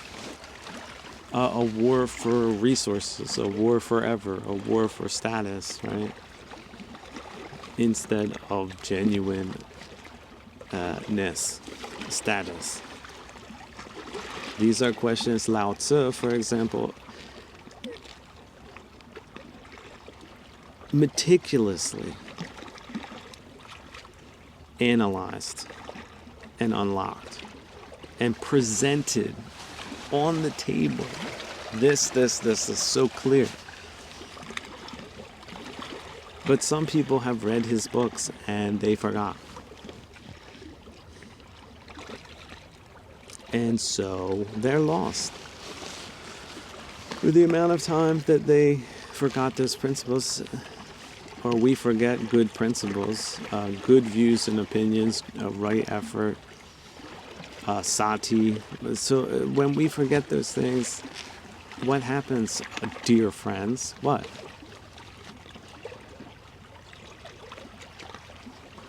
So it happens. Now what happens? What do you do next? Like I said, the wave that hit the boat, very disturbing. Everyone in that case is going to be challenged in exactly that way, with who and what they are at that time. With their attitudinals, either in the pro area or not so pro. The long view or the short view. And so on and so forth. Thousands of variables. Individual to the individual. And how will we fare? See, the judging aspect of the mind. My life was a mistake. I made a mistake. And now what? Was it a mistake to believe your life was a mistake? What about that one, if your life was a mistake? Maybe it takes mistakes to recognize mistakes. What if we never made a mistake? That's not how humans have ever lived in samsara, ever, or ever will live, period. And see, thus far have only come a few brave souls to listen to that, instead of the voice of cowardice, of rejection, of aversion, right? It can happen in any way, in any form. Someone was like, I never could have imagined someone would see things that way. Well, possibly they could. Now they just saw it that way. Now how will they see it? Can they change their minds?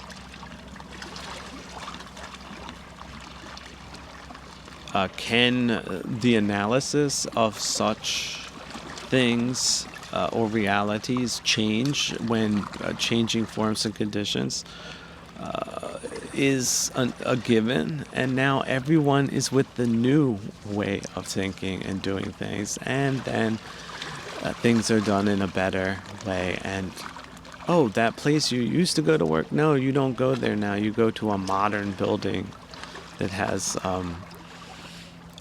perfectly amicable conditions, and all the gear works, right? You push a button and the lights go on and things of that nature, and it's not a bombed out wreck of a place. Well, then you're not overly concerned about living in a demolished building. Why should your concerns be there? But then they're going to be somewhere else. And see, that's the circuitous, circular nature of unskillful practice. And people who are really trained and practiced into seeing things the wrong way, for the wrong reasons, it's going to be really hard, and for many of them, impossible to see things differently. They're too invested. Their self is too invested in the worst of views and opinions in many cases. Some of them military grade in a war, right? A culture war. Yeah, that's not something you can just poo-poo away. Just because people don't think it's happening doesn't mean it isn't. They're just too dumb to notice. That's what uncultured people look like. Yet that doesn't mean they're not good people. Many of them are. They're depending on experts to guide them. That's the assumption. They were not aware that the worst people in the world decided to come up with some type of subtle subversion scheme and foist it off as expert, which is essentially what their method entails, or did entail, or is entailing at this time. And yet, why should one care what people think that way? And yet, who's propagating those wrong views in a concrete way? That just boils down to practical question and answer sessions, which is a great thing about feedback and dispelling any kind of social conventions, pseudo-social conventions that would disrupt that feedback process from happening, because that would be terrible for the people for which it was intended, wouldn't it? And could that be the intent of these people, to stop that process from happening, disrupting it, usurping it for their own reasons, which might not be very good reasons. In fact, they're highly destructive reasons, and the data backs that up. But they're not about the data. They're about the image of competence.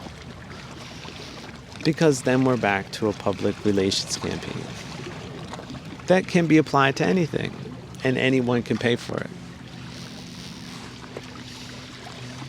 And some of these people have blood money on their hands. The narcos, for example, and the oil people, and the bankers, and the financial services people. So, I mean, not all of them went to church. I think we can say that now. And then someone might say, oh, that sounds like blaming.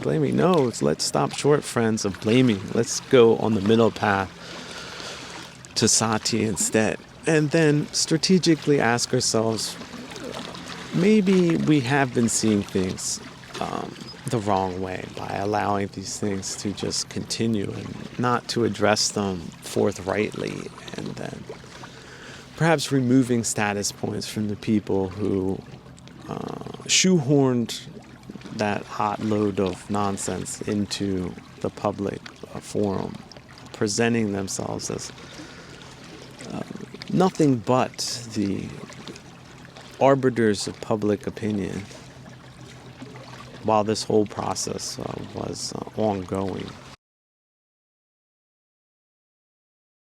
That people who heard it understood new levels of shamelessness, or new levels of badness that can happen when there's a group of shameless people that are allowed to conduct themselves shamelessly in broad daylight by foisting off such travesties on us all and pretending like it has popular support of any kind.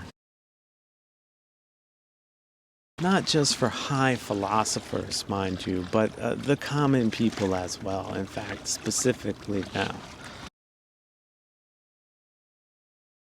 Innocent people, for example, that don't deserve to be ferried down a rat hole of ideological brain dunkings and blamings that they really don't deserve, never did, but some type of bullying instinct on a hostile counterparty side led them to believe that was the right course of action for them to follow,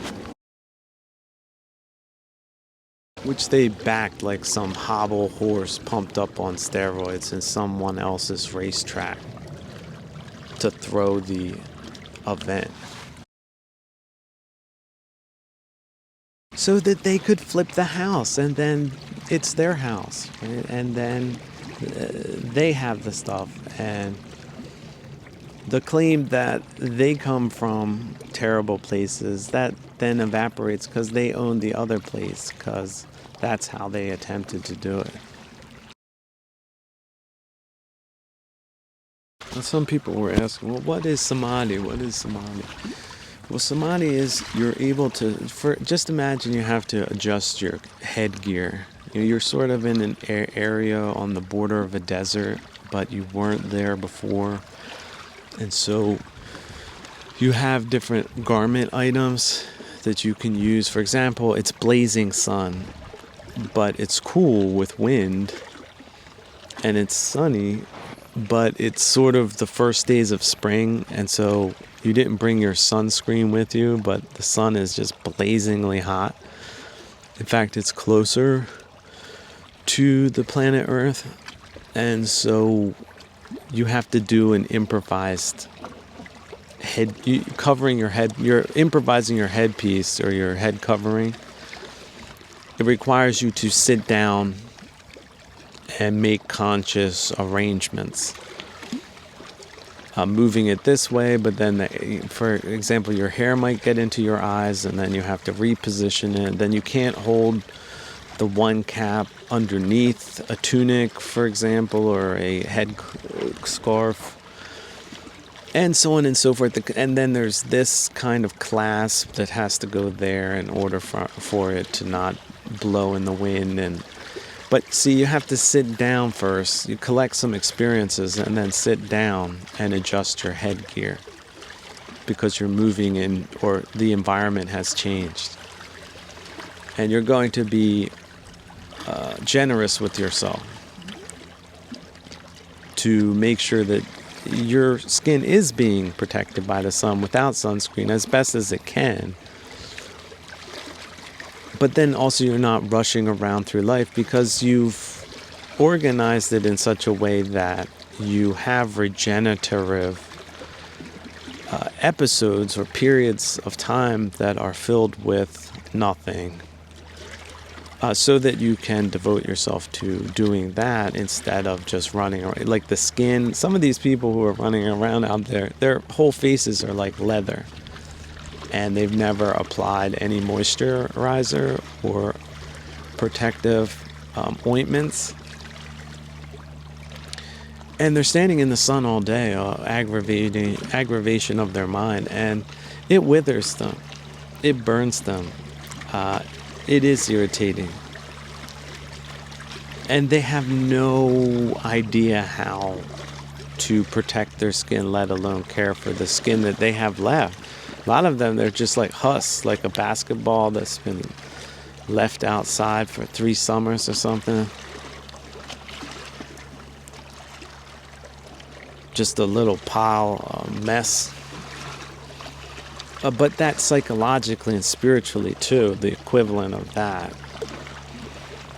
But they never come to a state of rest because they never even think about going there, because that would be boring for them. They're just twitching for some other thing, gizmo, that some shiny idea, that some variable that takes them far away from that practice and that place and the potential that those places have to freeing us from kilesas by looking unblinkingly into places that people running around through life don't look into, so that they can make adaptations, and then do make adaptations in seeing things differently on a universal time frame, for example, time scale, instead of I was insulted this morning. The difference, it really is day and night. And samadhi allows us, it gives us this ladder to get there that wasn't there before, and perhaps the cliff face was a lot higher and more dangerous, with a lot of falling objects and cacti and poison ivy perhaps, or other obstacles that this dimension called samsara can produce within seconds, let alone minutes, especially if you're looking at it from a subjective point of view. And if you happen to be a human that understands language, this is how you think. This is how you are. This is the basic state of cognition. But it need not be an end state. It has a driver's compartment, and it's called samadhi. It's the guy in the crane in the air-conditioned booth way up in the sky that's perfectly secure. And everything is arranged like Star Trek in there. It's really nice and comfortable. It's space age, and It's far away from other people, and then that crane, it moves an immense amount of weight so efficiently. In fact, without any pain at all, any unnecessary suffering.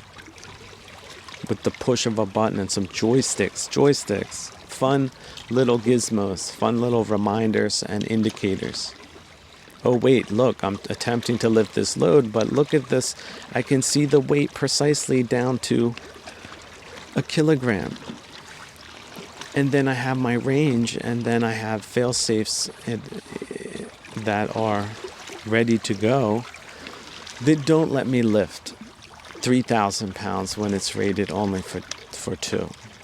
An alarm sounds, and it doesn't even strain the motor because the motor shuts out before it's even lifted off the ground. And then that throws an error, which you then look at, and you debug that error by saying, oh, this is a good thing that I was brought to the attention, because now I can pick up the radio and radio down to the earth and the people with the load and let them know the scientific situation that will indeed prevent a major catastrophe from happening, including the loss of the load and perhaps the lives of the construction workers.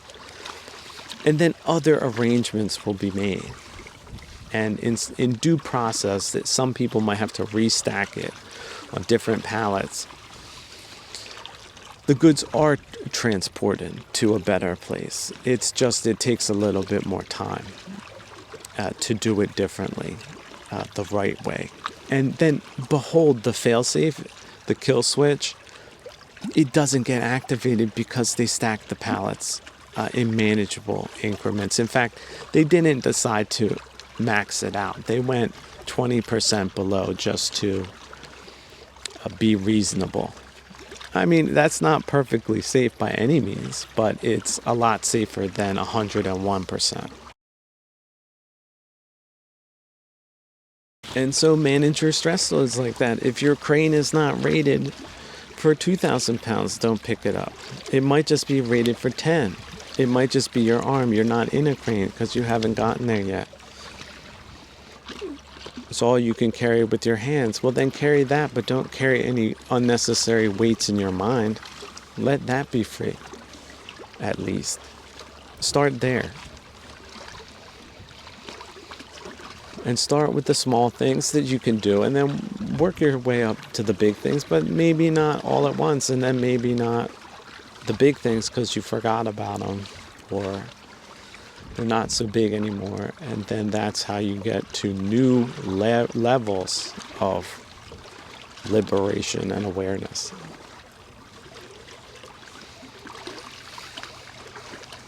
But it's a continuous process. It's a continuous practice. And samadhi is a way of getting there by using solitude to do it. But then again, the practice does not stop with solitude, right? Life goes on after solitude, and then the practice is in practice. And yet experience is experience. Sometimes you kill it, sometimes you don't. Sometimes, regulating your stress load. So I can do this much comfortably within this time frame, and I'm sticking to that. And I'm also sticking to the option of a couple of weeks or 2 or 3 or 5, maybe some months of maintenance will be required before one goes into day-to-day operations again of carrying heavy loads, socially, economically, politically, or otherwise, culturally, whatever the case may be, and then putting it in portions that one can reasonably be expected to deliver. Then how can one really not succeed? You're really giving yourself the best conditions to succeed. It's a good philosophical place to be if you can afford it. Like, does it cost you even a nickel? What is it, willpower? What gets you there? Is it right effort, right view? Those two together, is that how all traveling works? And then, having GPS that's down to the meter, worldwide kind of level of insightful practice versus I don't know where I am in a scary, scary place, and I don't know why my mind has brought me to bad places kind of existence that people suffer from in this place to extreme degrees in some cases, socially, economically, politically, culturally. There's really an equivalent of everything, like having scarlet fever, right? It's not good for your health. But social contagions are like that. Many people die. And then there was a cure that was found, and now it's not such a big issue. And so people can have bad philosophies, right? Bad practice. Oh, desire? No. Everybody says you should curb desire. No, I say you should grab desire with both hands. There's salespeople that initiated that ploy. And the people that went that way, well, what does the good Buddha say about desire? What did he say? Don't see, a lot of people followed me this far just to hate. But then I passed off the responsibility to the big man himself. And then they shut up. Like they opened the doors, like they were gonna just barge in, and they stopped instantly and slowly backed out, bowing the whole time. Closing the door so that it did not make a sound.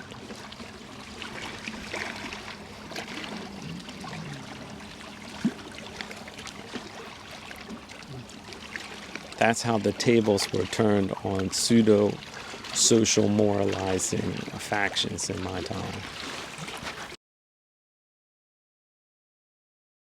Somebody asked me to talk about Leatherman again, and at this time, this is a company that started off with a guy, I think I've told this story before, but he wanted to just bring enough tools to get his Volkswagen across country and take nothing more, and have something that combined it all. Before that, people were putting these tools in boxes, carrying around toolboxes, and just a lot of excess weight. And he wanted sort of a Swiss Army knife, because at the time, the Swiss Army knife sort of promised that was all the tools you needed, like MacGyver, right? And he tried it out, and he noticed, you know what, there's a lot of tools and things I'd rather have than this thing has. And then he came up with a completely new design based on his experiences.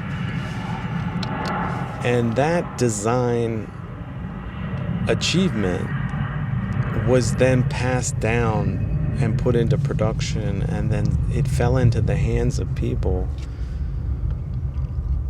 that so benefited in so many different ways from being able to have a working pair of scissors, for example, where other people were using their hands and their teeth. They just sliced right through it so comfortably. And in the moment, at the point of contact where they were, not in perfect conditions, but they had thought enough to bring their multi-tool with them, where other people, just their fingers, they were trying to unloosen hex bolts with their fingers. They did not succeed. But the one who brought the flat pack of bits and carried them, because they were so comfortable to carry, because the design had changed so to be more ergonomic.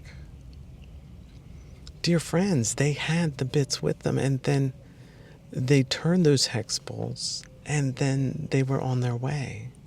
And then they put them back in a new configuration by replacing parts that break down in samsara. They got new ones, fresh ones, better ones. They had a couple redundancies, a couple spares. In fact, flat tires are possible when you're traveling hundreds and hundreds and hundreds of thousands of miles, as people do through life, in the lives to come, past lives. So to have that equivalent, the spiritual equivalent of a multi-tool, that's Dhamma. And it is slimmed down. Not everything is in that multi-tool. There's really not. There's a handful of leaves. That's it. That's how lightweight it is too. More lightweight than that. And ever present. Ever non-dusty. Ever in use. Ever at the point of contact. Not in the past. Not in the future. Always on the fulcrum of the now. Breaking unimaginably heavy weights. Snapping them like a twig. But the design process, he did not, coming back to Leatherman for a second, his first design, it was clunky. Half of the stuff didn't work. It had to be honed down, revised hundreds of times to get to an iteration. How about replaceable inserts? Versus the first version that had cast and sharpened inserts, which, though useful, though did cut through many things, is not the better design than replaceable insert. That you can just chomp through things without a worry of damaging the things, because you have 100 set of new inserts, potentially infinite set. And in fact, you have those inserts, and then you might, just because you're a perfectionist, change them out each day because they cost nothing to you in relative terms. And if you're cutting through stuff like the barbed wire of life to gain liberation, it's worth it. That's why the inserts are replaceable. Some people have to cut through that much wire to be free. And that's what they do. And they replace those inserts that have just chopped through miles of hindrances. Social hindrances, yes. In times of attack and war, that's a big hindrance. Economic hindrances, that's a big hindrance at times. Political hindrance, just unimaginably awful politics have been in the last 30 to 100 years. Just bafflingly, astonishingly bad. But then changes come. The snow melts, and you have spring, and the tulips rise, and the daffodils, and then you're here now. You're not last spring. You're in this spring. There is no last spring. And will you live to see another spring? Quite possibly not. Like, the probability is extremely high that you will never see another spring again. Extremely high, even though Patuginas, they're not concerned with the odds. They're just going to assume that they're going to be around forever. And so they act so despicably, negligently, fraudulently, flagrantly so, as they have in a time that forgot God, right? That's a nice way of putting it. It's not the only thing they forgot. Forgot how to live, knowing so many things that they perceive to know or think to know, but actually knew wrongly, falsely, upside-downedly. With the consequences. Like I said, the universal karma machine, it's always working. It's not a day. When the electricity goes out, the universal karma machine's still working. Massive B-52 strikes. The karma machine keeps running.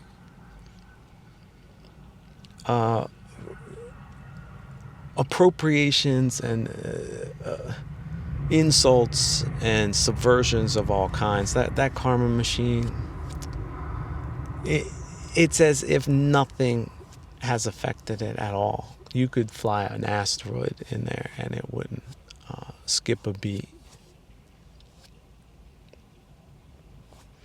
So some people would say that is the path to faith, and that is certainly one plank of faith, because if you have faith in that principle being true, you are liberated from a lot of self-recriminations as far as things going just shockingly wrong in so-called modern time by professional management class decline managers and other imps and hobgoblins of civil society at any time in any place. It just depends where such a contagion can break out and not be stopped or reversed versus the places that are more resilient to just mind dunkings and deceptions of all kinds in this devilish dimension. Should we not underestimate some of the things that can be encountered here, especially socially, economically, and politically, but in historical terms, for all time, not just the present time. But that there's just always a dynamic between good and bad things happening. The universal karma machine is perfectly neutral, if the truth be told. And so if we see it that way, even if it's just for 1 second, it creates that hairline fracture of a break with universal dukkha, which is sort of the other flip side of the equation if you get these things wrong. That do stick to you somehow, as if by magic, subjectively, because of one's beliefs. Or disbeliefs, as the case may be. The doubters, the smart dummy doubters that doubt their way into accumulating dukkha that would frighten Aborigines for good reason.